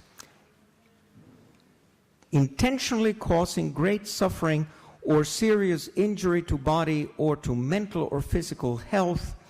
It's no question that the activities of transnational corporations very frequently would cause that grievous harm and endanger life, etc. So to the extent that there is such a clause, it should be used. I also think that universal jurisdiction legislation should be used to prosecute some of these people. Now, is there any CEOs in the room, any big corporate magnates here who might be offended?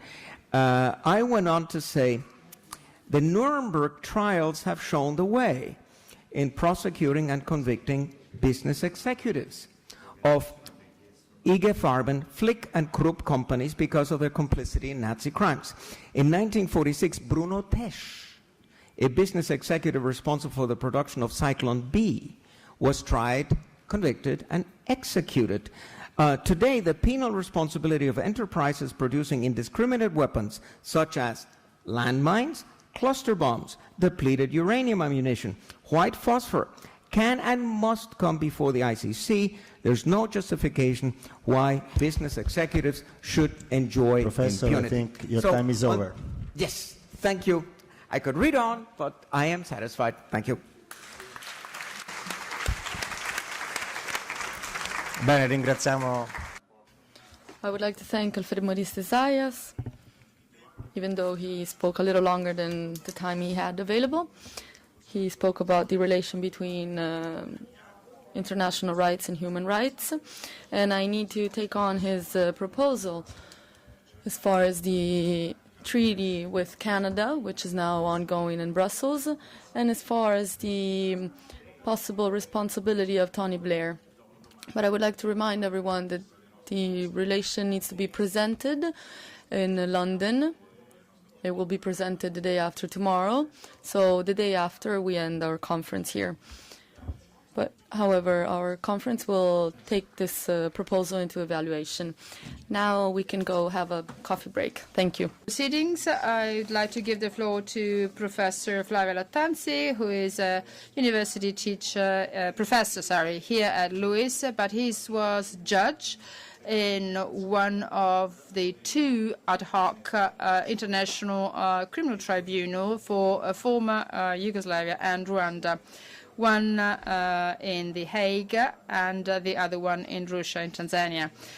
And within this scope, she was a judge, and she was one of the member of the drafting committee for the rulings.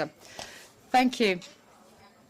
Interpreters asked me to slow down, just to make their work easier, and I hope that the chair of this session will not be mad at me.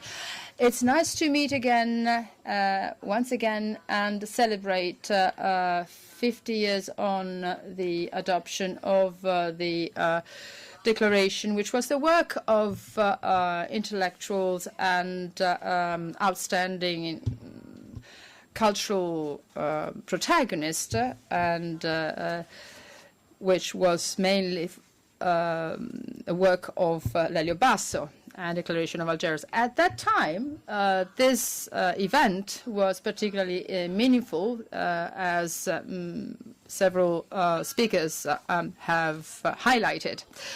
But what I'm trying to focus on will be the obstacles the ICT came up with, and I will focus on the actual applications of such charter and its appropriateness, and the need for a more effective application of the charter in order for those principles to be more useful. The International Criminal Tribunal court was the result of a set of events that the international community has pursued strongly and faithfully, being fully aware that state legal system couldn't handle by itself the regulation of crimes such as genocide, war crimes, and crimes against humanity. As a matter of fact, states proved reluctant, if not negligent, in equipping themselves with legal instruments to punish and regulate such crimes. It is the responsibility of the legal systems and of the lawmaker to regulate such crimes. And in order to counter those crimes, they do not equip themselves with the legal instruments required to repress such crimes perpetrated by individuals that rank high in their legal systems. In the many legislative efforts made to draft such legal body, and I was one of them, we believed that the setting up of an international permanent criminal tribunal with a universal scope could, in principle, put an end to impunity and act as a deterrent to such crimes. The principles of state sovereignty, the principle of state sovereignty is over and above the principles of people's sovereignty. State sovereignty has been exhausted, has been reduced to null, but in recent times it has resumed its strength in protecting the most powerful and to the detriment of the least developed, and in particular the detriment of the weakest, women and children in particular. I will not dwell upon controversial facts that is in spite of the presence of the ICT and in in spite of the efforts made by the two ad hoc tribunals and the mixed tribunals, the one for dealing with the Sierra Leone issues. The International Criminal Court has become the guinea pig of this dramatic scenario. But we have to acknowledge the fact that the International Criminal Court suffers the same limitations that the international legal system suffers from, as it is the case in many countries. The preparatory works of the court had to come to terms with the prevalence of national sovereignty and the principles of complementarity. You know very well the ICT cannot legislate or cannot operate automatically. It has no concurrent jurisdiction with state jurisdiction, and it does not prevail over a state jurisdiction as opposed to what happens to the Rwanda tribunal that will come to its term next year on the 31st of March. I completed my career and I came back to Italy on the next month with some difficulties in adjusting to our country, having spent so much time in Africa, where there are things that work better. The International Criminal Court is provided with a complementary jurisdiction, which means that it can operate only and to the extent that states allow for impunity by choice or because criminal justice is mismanaged. But that's not all. Complementarity is not the only filter between the ICT and the states and national jurisdiction, domestic jurisdiction. And some naive optimists like me thought that the ICT could be endowed with the per se jurisdiction, namely that it could operate irrespective of any relation between the criminal or the suspect or the person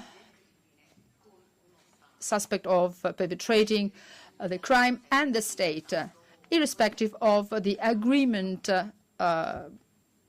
given by the state involved in such crime.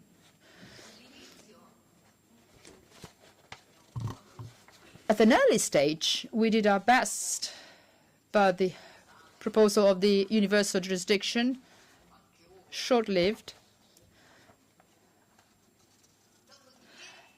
and after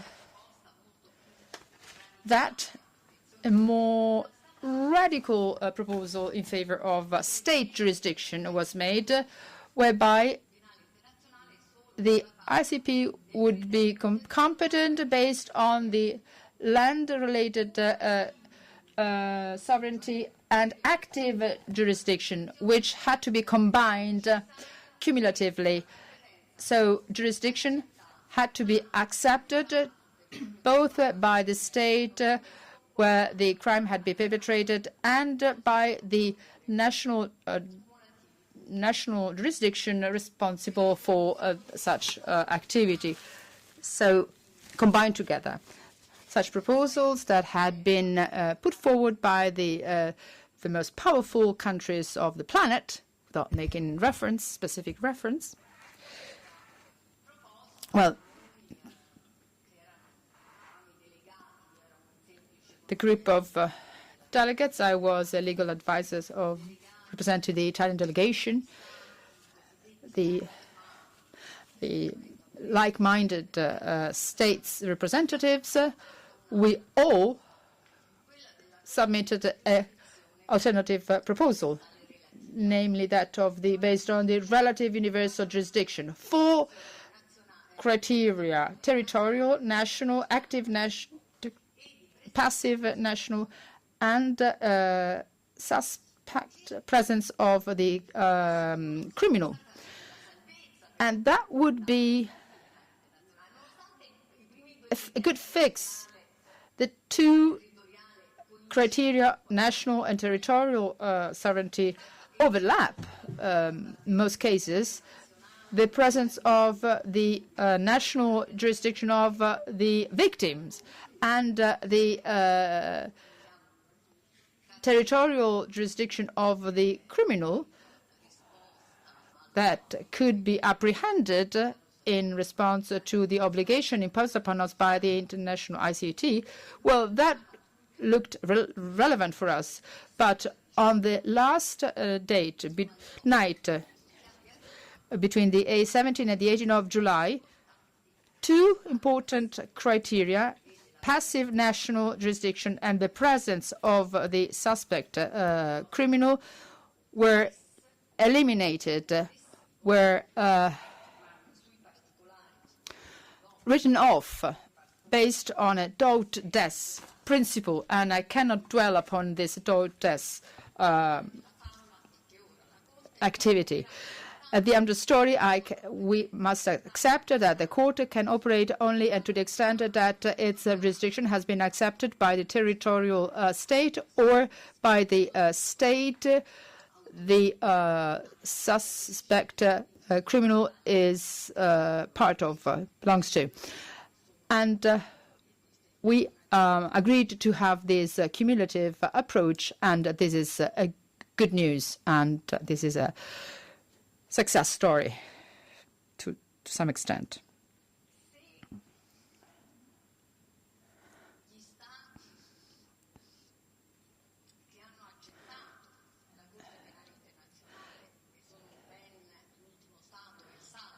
Salvador is among the last group of countries who ratified the charter of the ICT. I met the ambassador from Salvador, and I want to congratulate. So I was saying, we have 124 states that ratified the nel 2002 lo statuto della Corte. And it was good news because after the unsuccessful story of the night between the 17th and the 8th, that was a good story. So we have 124 states, but we are far from the universality of the ICT. And there are countries that are often involved. And as a judge, I tend not to appoint or come to the fore the suspect of suspect states. Presumed innocence is one of our principles, and this is one of our limits.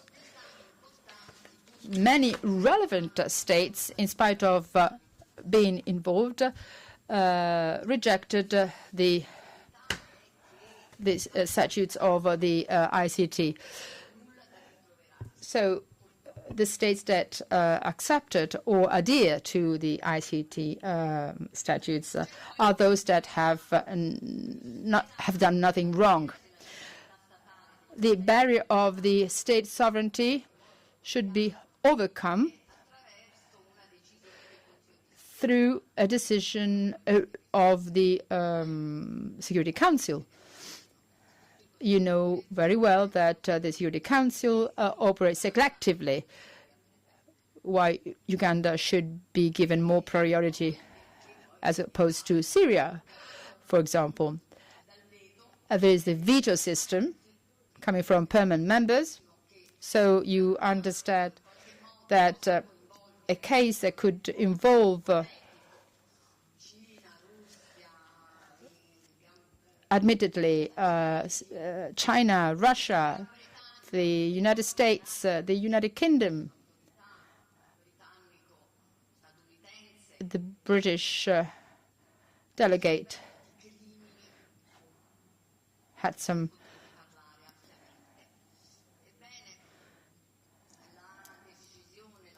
involvement.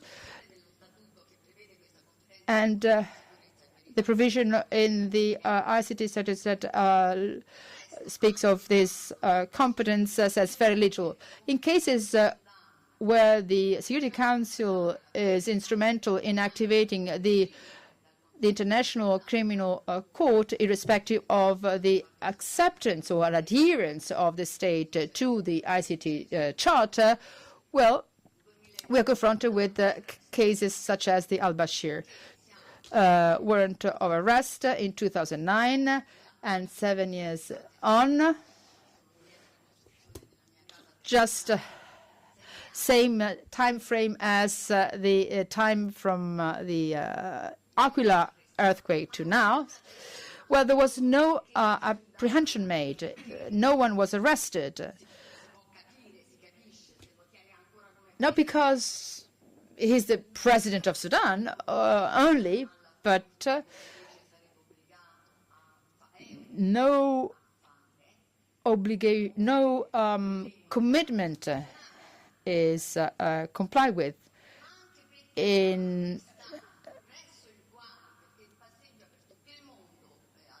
with respect to in respect of the people of Sudan, but is free to wander around the country, and he never came to our continent. He traveled as far as South Africa. Can you imagine visiting one of our like-minded countries, a country that was so generous, one of the countries that was most faithful to the demise of punishment, impunity, thanks to the work of ICT.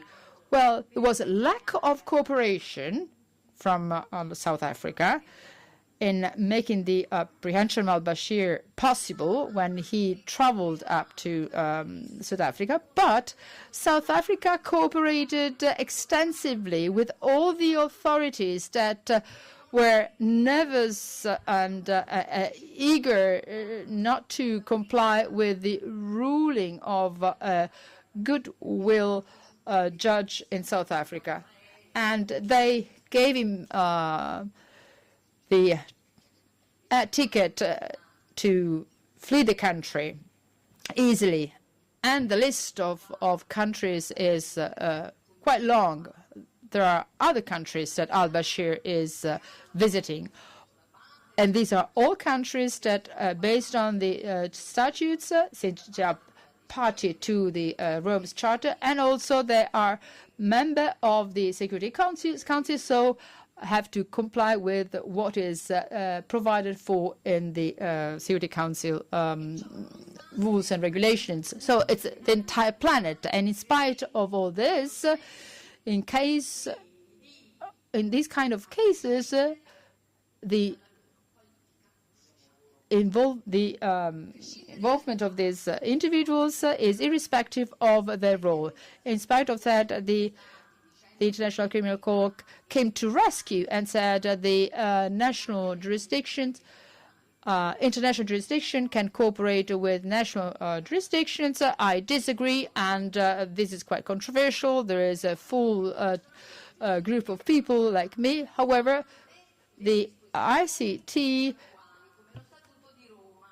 agreed that contractual rules have been made safe, so there is no possibility to make any derogation. So if referral, sorry. So if there is a referral to a specific court, immunity is not applied. In spite of all this, al-Bashir is still free to travel and move around the planet.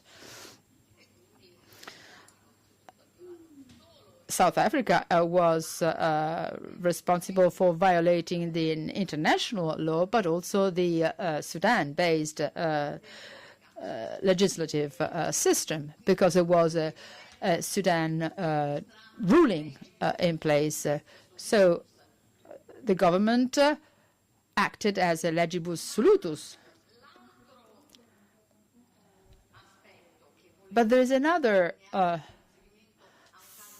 aspect that I wanted to highlight with regard to the Kenyatta President and Vice President Ruto from Kenya. Well, in that case,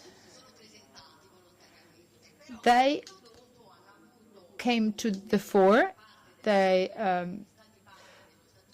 But then they were supported by the party states to this Rome Statute, and they resorted to legitimate impediment clause. And thanks to this exception that was immediately included into the statute, they were able not to appear before the court. They stayed home, and the situation was such that the situation was far too complex, and the prosecutor agreed to withdraw the accusations. So even if one of the defendant pesce grosso arriva. There is a important person is expected to appear before the court. There are exceptions possible. Kenya is not cooperating. But who was supposed to cooperate with the ICT? The president and the vice president that were accused by the ICT. So you can understand that this was a contradictory situation, and this is typical for the ICT. In the last years, I would say,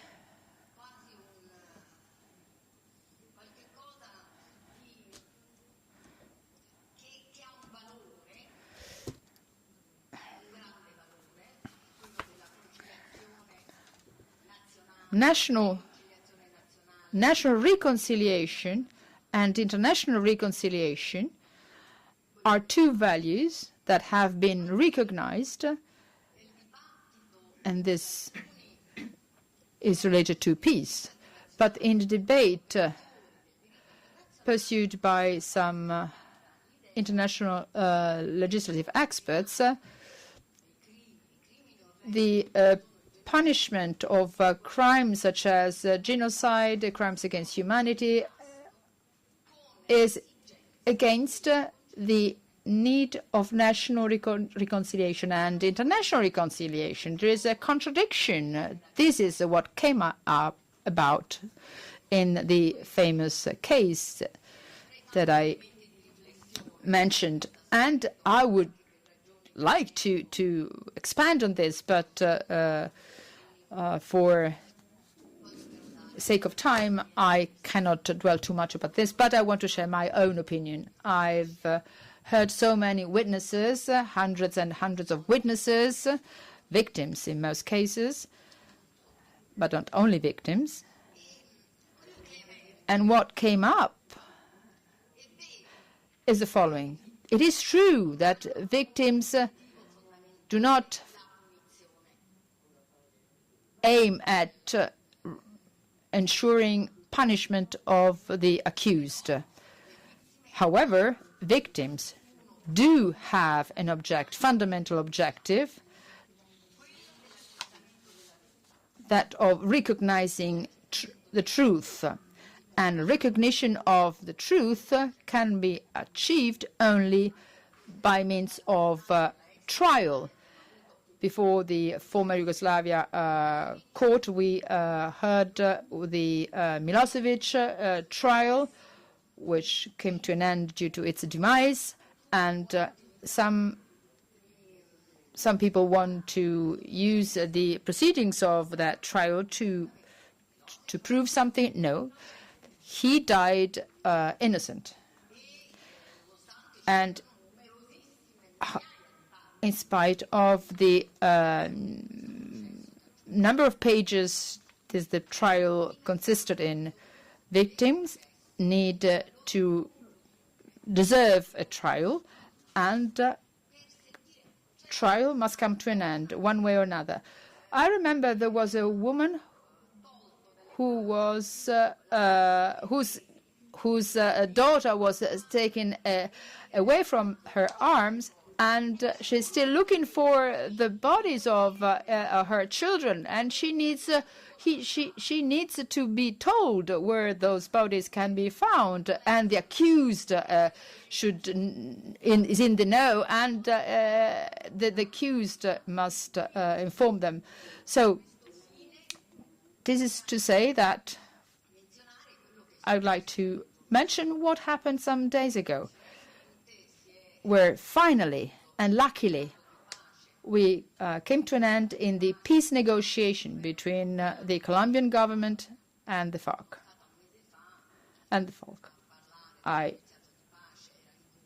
There was a peace-making negotiation in Havana, and there was something already in the know, and most of the public opinion was very much in favor of this.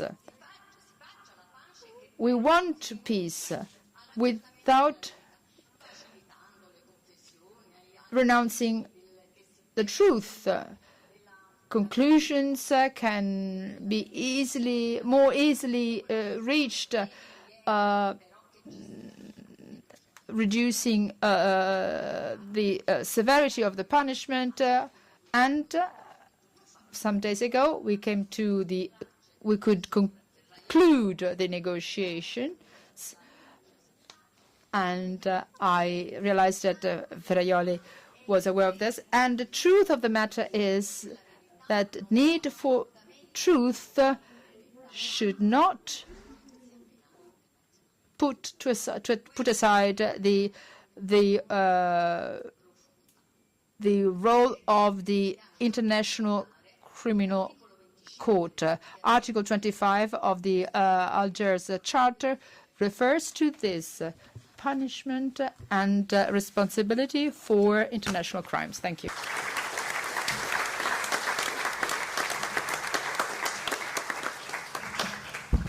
Thank Flavia Lattanzi for having described in such a convincing way the difficulties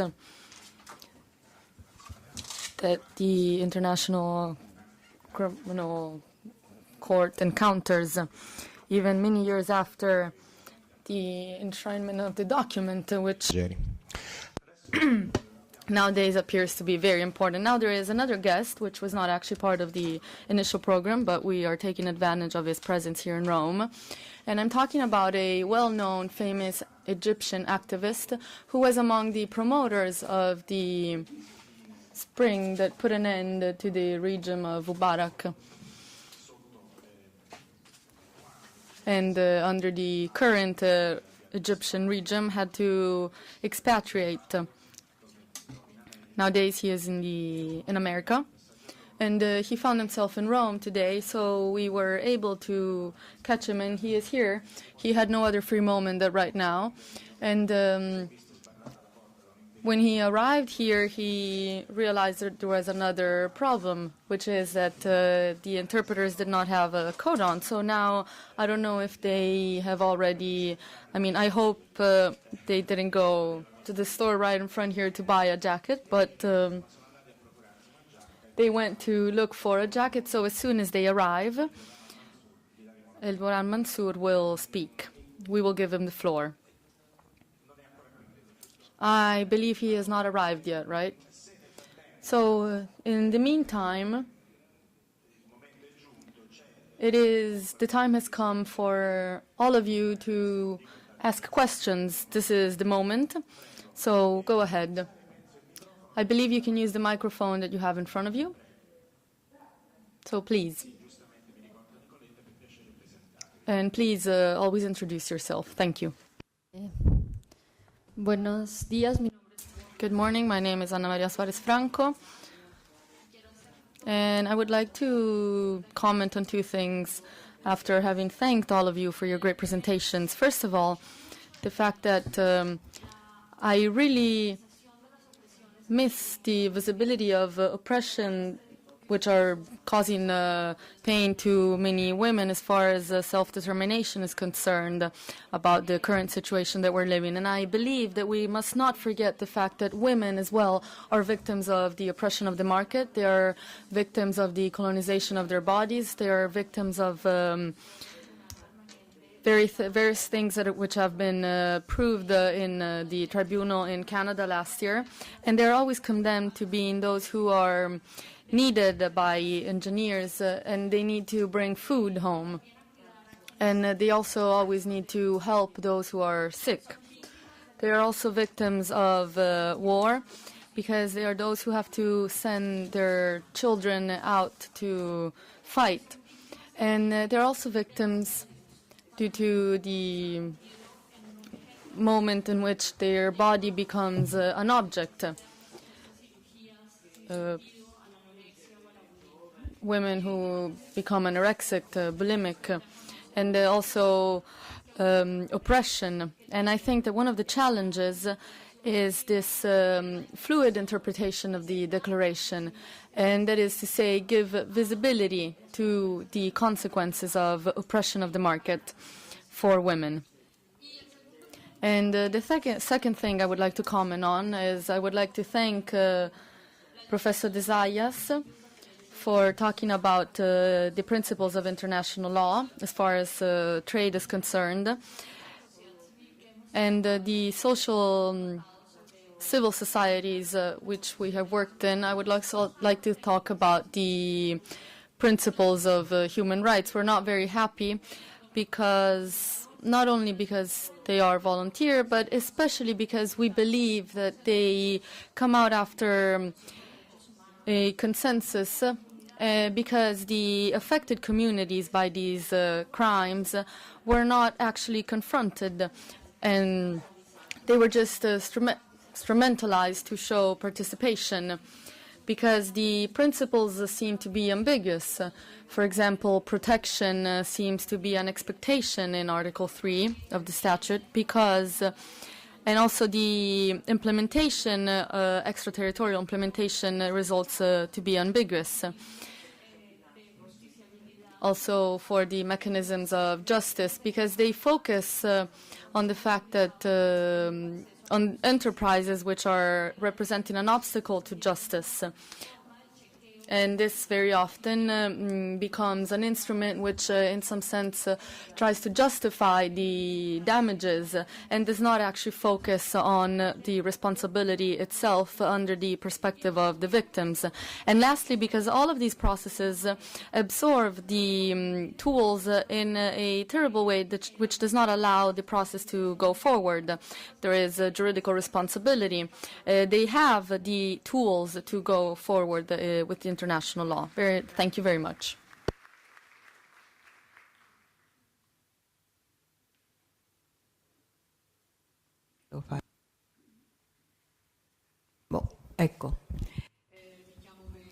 My name is Vera Peña, and I would like to talk about two points by Lelio Basso. The first concerns the rights of people enshrined in the Declaration of Algiers, because if there is one population who has seen all its rights to be denied, is the population of Palestine.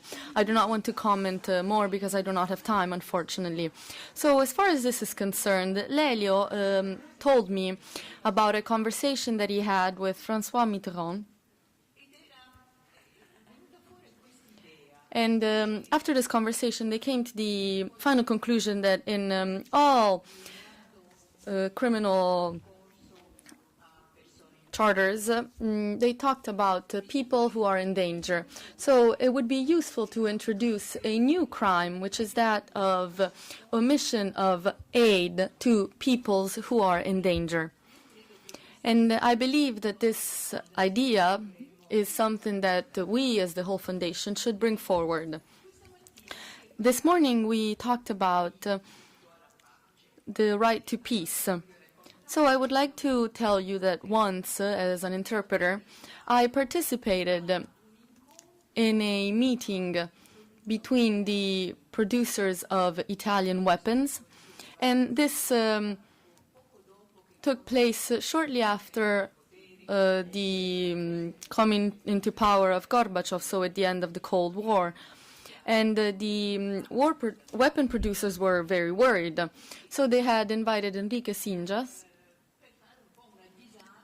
to analyze and try to understand what would happen in the future, at least in the short term. So they were asking themselves what is going to happen with our industries. And the answer, and I remember this as if I heard it and I was an interpreter just a few minutes ago, was that regional conflicts are easy to foster. And nowadays there are over 1,500 regional conflicts. And the second point that Lelio talked about, which I would like to report to you, is the fact that he told me and he explained to me more than once that rights are not only related to jurists, but a fight of everyone. And I wanted to point this out because I felt it was right to say how the right wing or those who support peace in Italy and in Europe have not really understood how important this was. And also, I would like to talk about this in relation to everything that has been said by Professor Desayas as far as these international treaties of CETA and TTIP are concerned. Now, fortunately, as far as the TTIP is concerned, there is great mobilization. In Italy, it is not as strong as in other countries, but I do believe that, and even the press is very responsible for the lack of mobilization of this, because we should remember that when many years ago OECD tried to bring forward another agreement similar to this one, the multilateral agreement on investments, they were stopped due to French or English mobilization. So I think we should try to bring back this concept that right is something that is related to class strikeholds. Thank you. Allora io ho visto altri due. I see that there are other people who would like to talk. Unfortunately, we do not have enough time. So let's start with the third and fourth comment that I saw before. I will try to allow many people to speak, but let's try to be brief. I'm Morgantini. First of all, I would like to thank Vera for saying two things that I actually wanted to say, but I will reiterate them. Because it is true, in July 1976,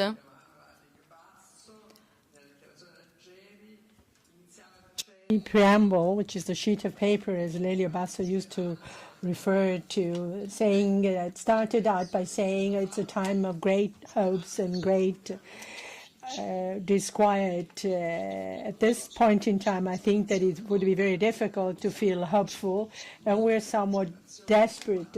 We can afford being desperate, really, as we are surrounded by conflicts and wars. So unquestionably, any section of the Algiers Declaration is being violated upon when it comes to the Palestinian people. And it undoubtedly, the governments and the Security Council will just sort of do not envisage any punishment for the crimes perpetrated by Israel. So I do hope that at some point in time the International Criminal Court will sort of accept the claims submitted by the Palestinian people, the right to existing, to life, to integrity, territorial integrity. Well, the preamble of the Charter said there are so many wars, ongoing regional conflicts.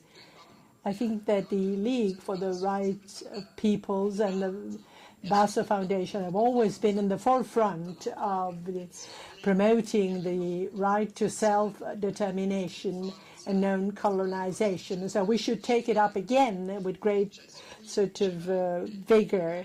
And as Vera pointed out, there is this duty to rescue which has been contravened. So, so it's not just the Palestinian people, but the Kurdish people as well has been affected by this lack of sort of fulfillment of this obligation of duty to rescue. Poi chiederò ai nostri relatori se I'll ask the rapporteurs whether they want to sort of respond to the comments. Hopefully we'll have a little time. So I wasn't too good in sort of moderating the first session. Rodolfo D'Alpini. Just have a question to Professor Ferraioli.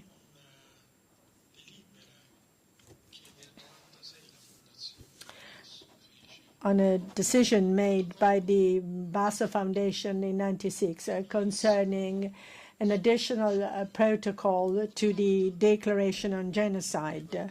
This additional protocol was sort of taking on board the points made by Lemkin as he identified as a genocide, the genocide of an ethnic group. Ethnocide was being called.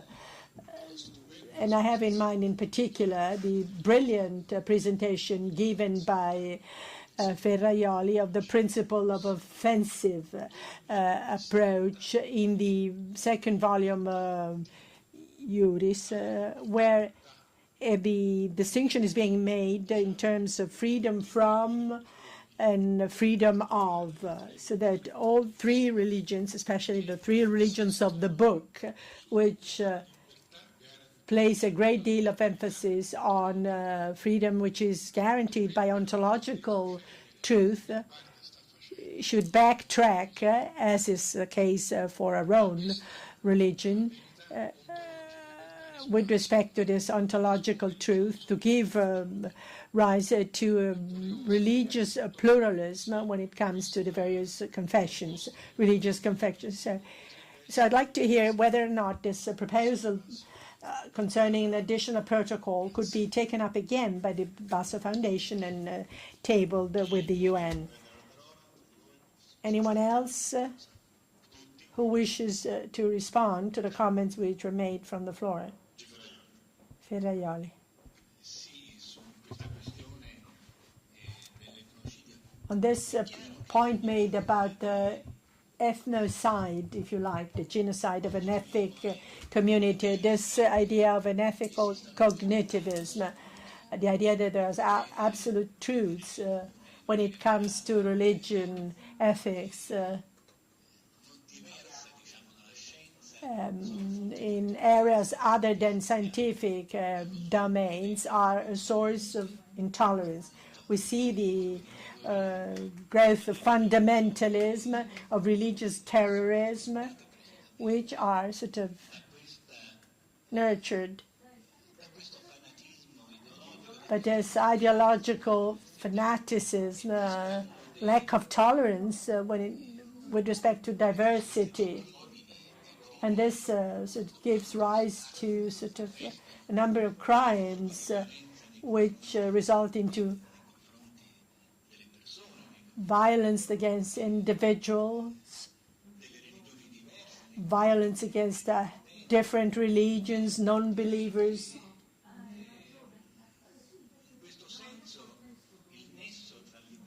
So the link up between individual freedoms and the rights of minorities and rights of peoples, to fight against the fundamentalism is very tight. There's a tight link between these categories.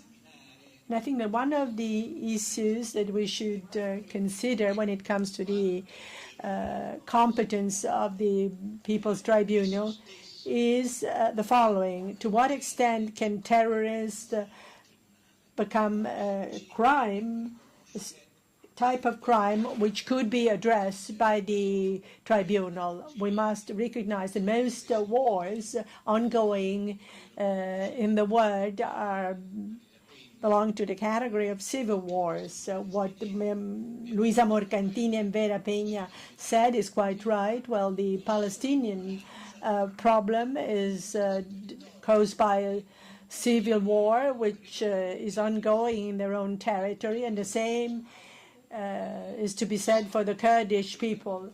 Vera Peña was mentioning the issue of weapons and arms. Well, they must be banned. That's as simple as that. We have horrific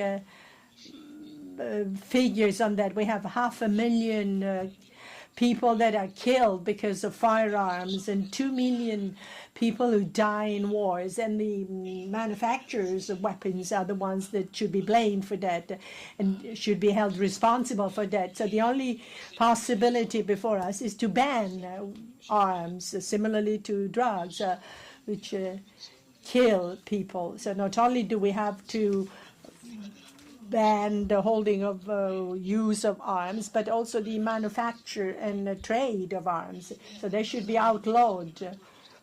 As we shift from a state of nature and a state of civilization, as indicated by Thomas Hobbes, well, the international community and our own peoples have not considered that in Brazil there are 50,000 people who are being killed every year. So it's difficult to ensure that people who have a sort of a criminal record are not allowed to use arms. So we have to sort of think in terms of how we can implement the principle concerning the state monopoly of force, which is underlying the creation of a modern state. So that if we want to fight against organized crime, terrorism, etc. So we were talking about that over the break.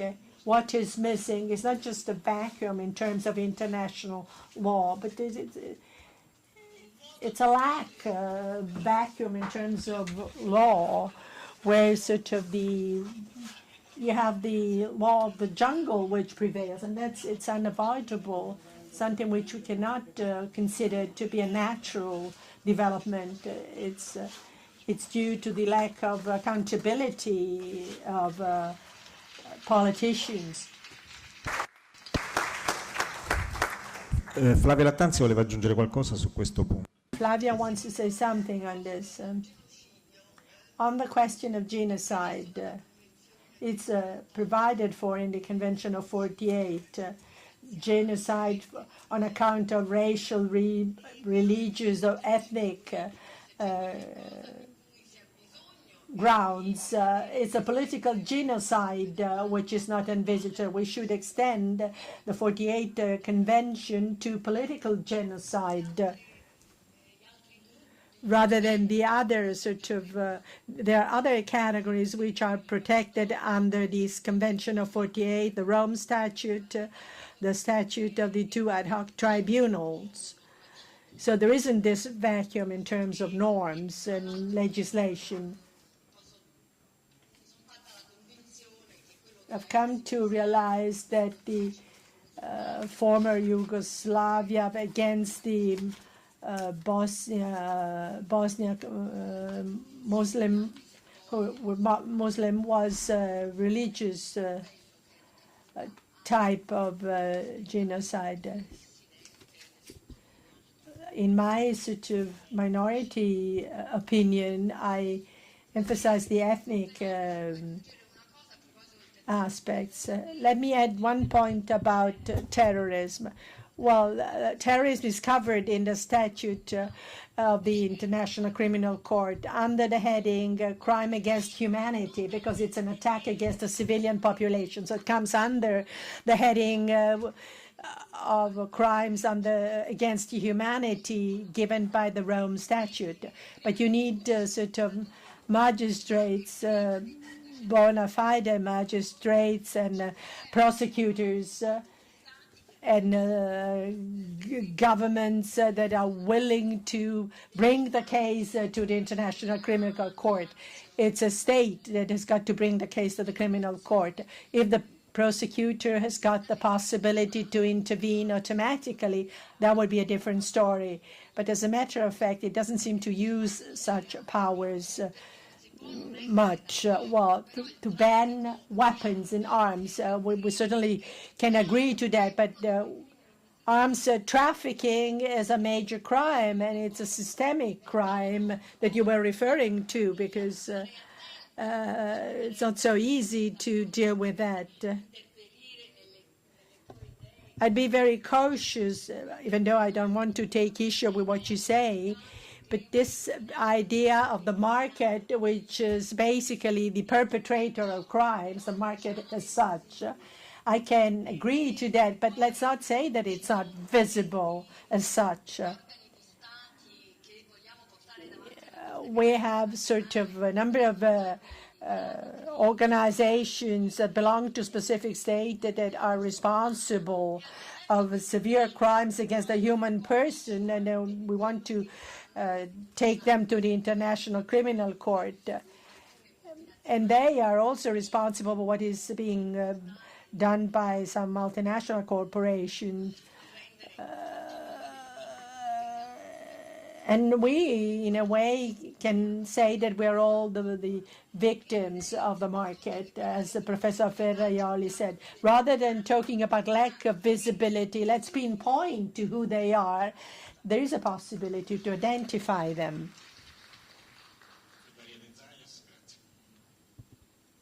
Thank you. As to the first question on gender dimensions, happily, over the last few years, the United Nations Human Rights Council has been mainstreaming it, has been integrating it into many of its resolutions and decisions, including the resolution creating my mandate, and I have made it a point in my reports to at least reflect that. As to the Ruggie principles, notoriously self-regulation has not worked and will not work. Thus, a treaty with enforcement mechanism has become necessary. Europe and the United States will continue blocking. Don't expect any change in their positions.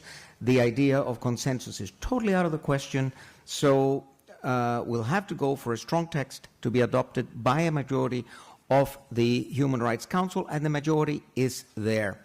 As to the second question with respect to the right to peace, I devoted my report to the General Assembly 2014. The document is out there. That's document 27/51 to the military-industrial complex. The so-called austerity measures that Greece has suffered and so many countries in Europe have suffered, they're thoroughly artificial. The financial crisis is artificial. Cut military expenditures by half and you have no financial crisis. What you have to do, and I explained how to do it also in my report, you have to gradually reorient the military economy into a civilian economy, and not so much into producing useless things, because, I mean, you just don't have to buy more stuff. But there are services, social services, that are necessary also in the health area. I think that as to CETA and TTIP, the Lelio Foundation should call for referenda public referenda and should also call for parliamentary oversight. If indeed tomorrow the European Union decides that CETA is EU exclusive, this is tyranny. I mean, this has to be challenged. And there is a European court in Luxembourg that can decide that this is tyranny, that this is incompatible with the Treaty of Lisbon. But again, it helps if civil society puts a cry out, if people go on the streets and say, CETA, no. And with regard to the third question on self-determination, I devoted my report to the General Assembly 69/272 to self-determination, and not only Palestinians. Obviously, I deal with the problem of Palestinians, but the Kurds are entitled to their self-determination. I see self-determination, or rather the achievement of self-determination, as a conflict prevention strategy.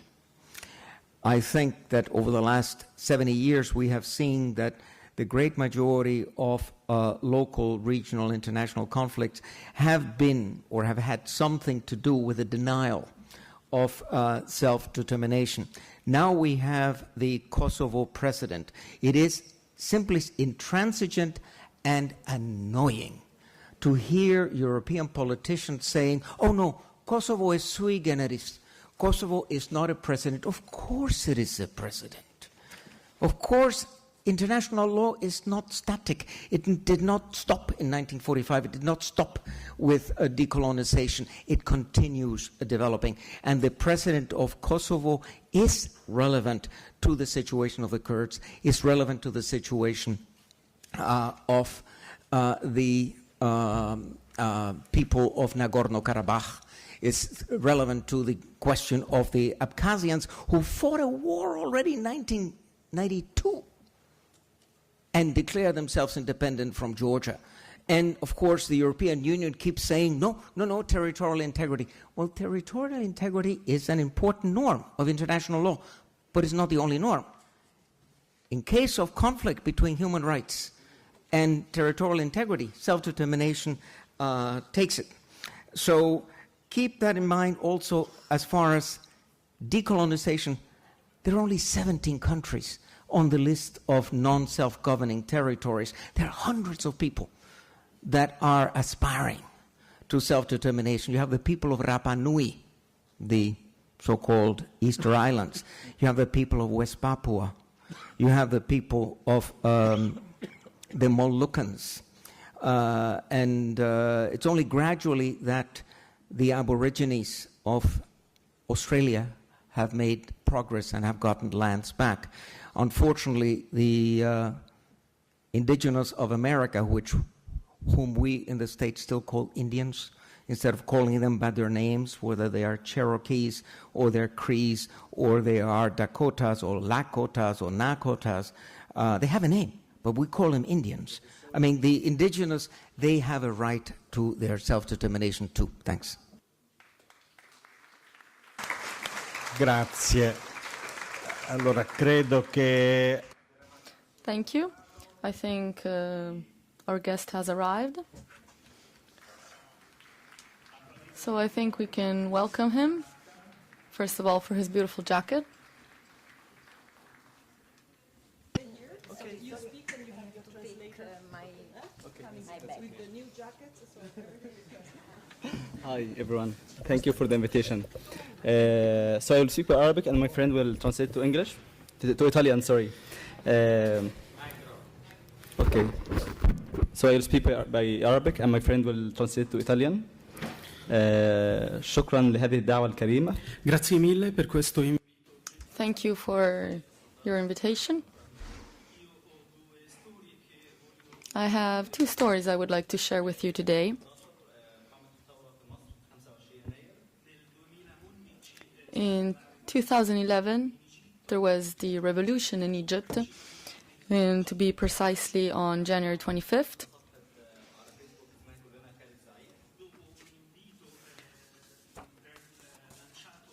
after an invitation launched by the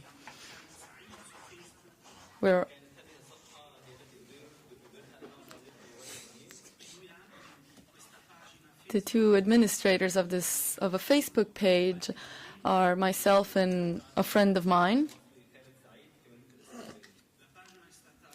This Facebook page was created after the terrible death of the young Egyptian in the city of Alessandria.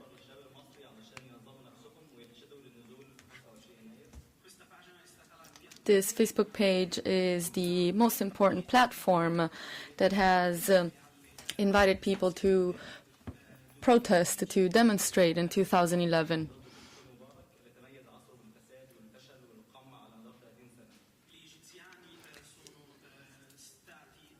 The Egyptians went to the streets, they demonstrated, they went all over the cities.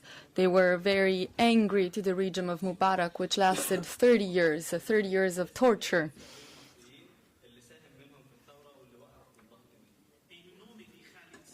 And the name of the young boy who died is now well known to all Egyptians. It is well known not only to those who participated in the protests, but to all the population.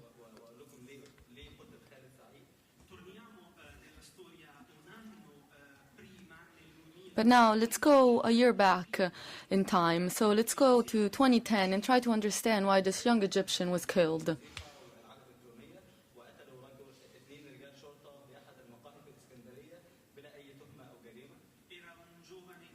He was a young, like many other Egyptians. He loved music.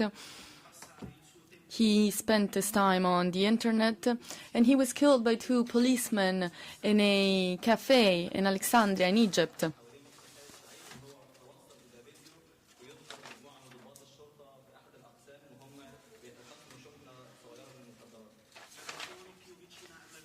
The closest version to the truth that we know for the reasons of his death is the fact that he was able to access a video that showed two policemen who were trafficking drugs.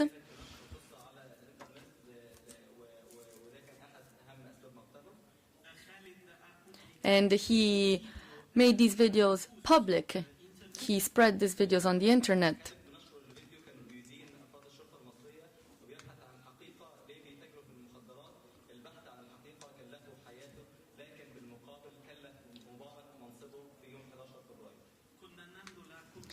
He was condemning corruption, which is widespread among policemen in Egypt, and he was trying to understand and find the truth as far as their relation with the trafficking of drugs. And this caused his death, the fact that he was trying to look for the truth.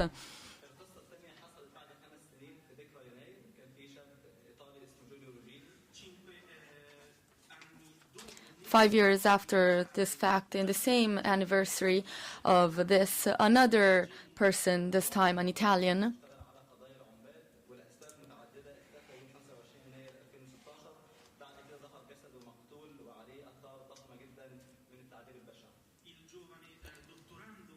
this young PhD student in Egypt who was trying to study there, he disappeared.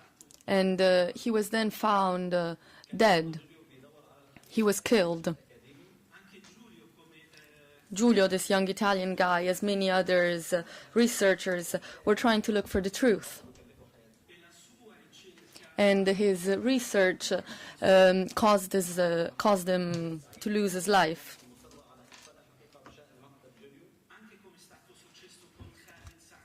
This is something that happened once again. The Egyptian authorities tried to hide what had happened.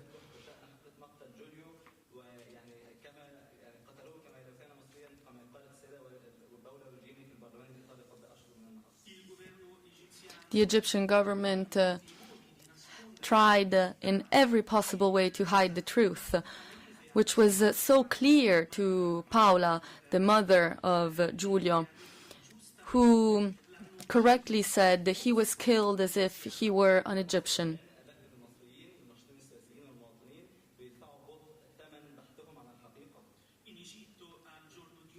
In Egypt nowadays, there are millions of young Egyptians who are researching and end up dying for their search for the truth.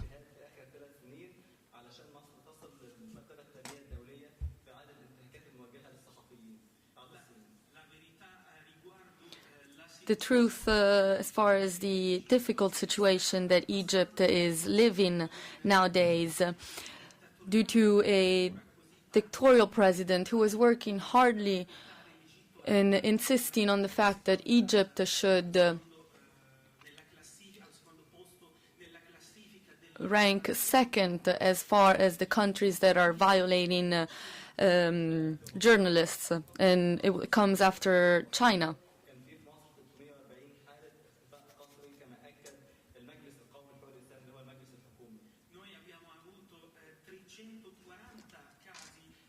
There were 340 cases of people who disappeared in only 4 months of last year, of the year 2015.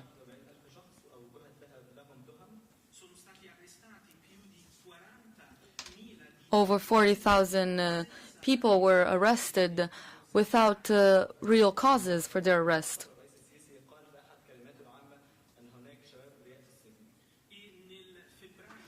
And in February 2015, the president himself said that yes, it's true that there are innocent young people who are in prison.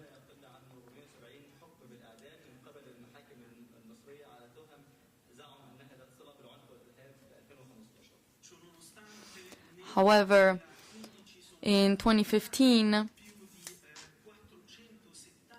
over 470 death sentences were proclaimed against these young, innocent people.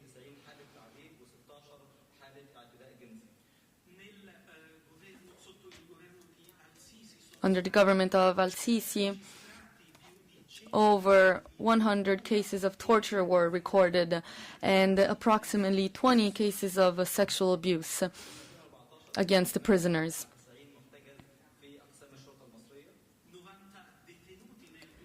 90 prisoners in the year 2014 were killed in the police centers.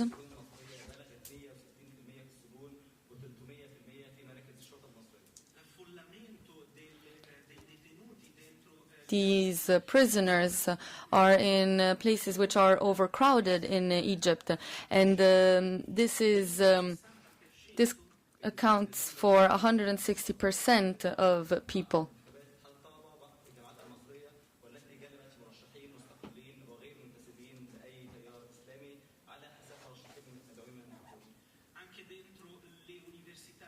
Even in Egyptian universities, the Minister of Education has decided to not to count the results of the student elections, which have brought many independent students not to support Al-Sisi and his regime.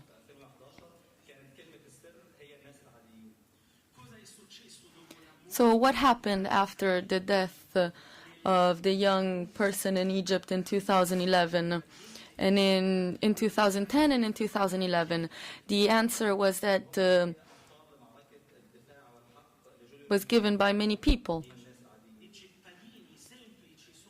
Citizens are the protagonists, even as far as the fight to understand the truth, even for the case of Giulio Regeni.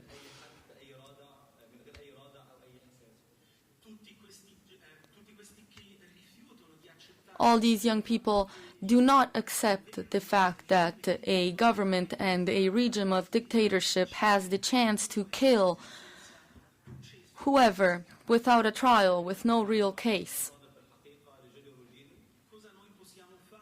So what can we do to go forward in our fight for the truth for Giulio Regeni, and not only?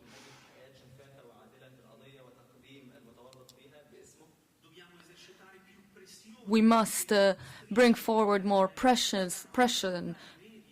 in order that the government must be forced to show the real responsibles for these crimes. We must start a campaign in the academic world for all universities in the world in order that everyone can express their own opinion, their own position on what occurred to a PhD researcher.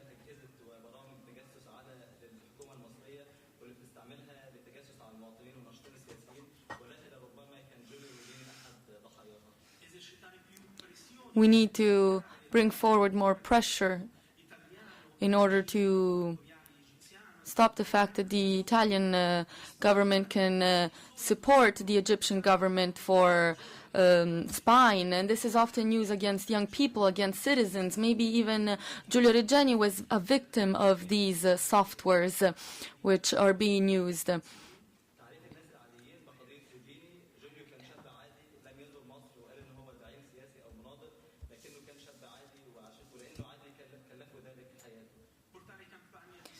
We need to bring forward awareness campaigns as far as the public opinion is concerned. Giulio Regeni was not a politician. He was not an activist.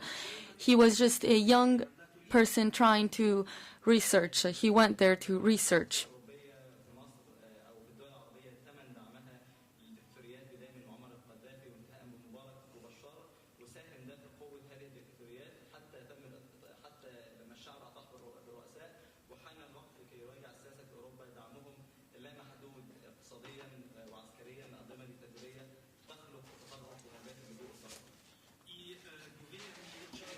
The Western governments, especially European governments, have supported many dictators for many years, dictators of our regions, Mubarak, Gaddafi, Assad, and they experimented the consequences of their support to dictatorships. So we need to bring forward for change, political change.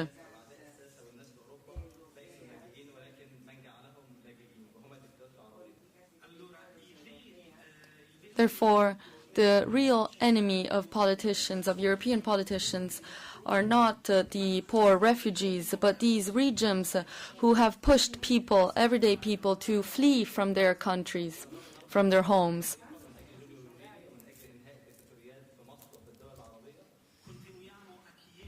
We will keep wanting to understand the truth for Giulio Regeni, and we will also keep our fight so that these regimes, dictatorship regimes, can be set aside.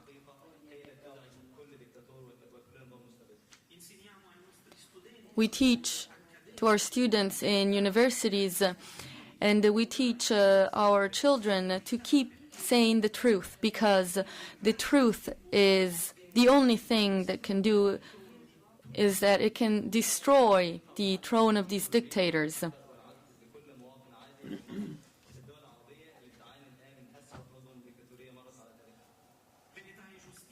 Truth and justice for Giulio Regeni, for all the citizens of the area of the Middle East who are victims of these regimes, these violent and oppressive regimes.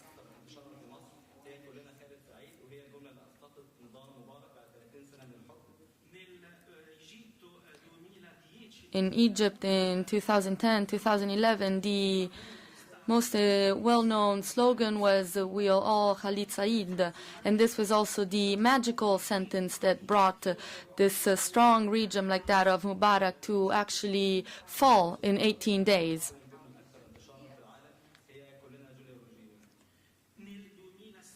In 2016, I hope that the most widespread slogan in the whole world will be "We are all Giulio Regeni."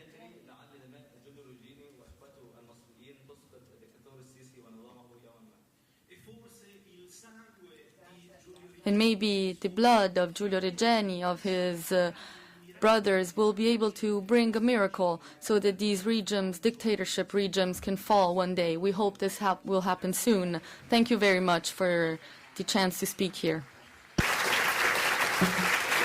Thank you.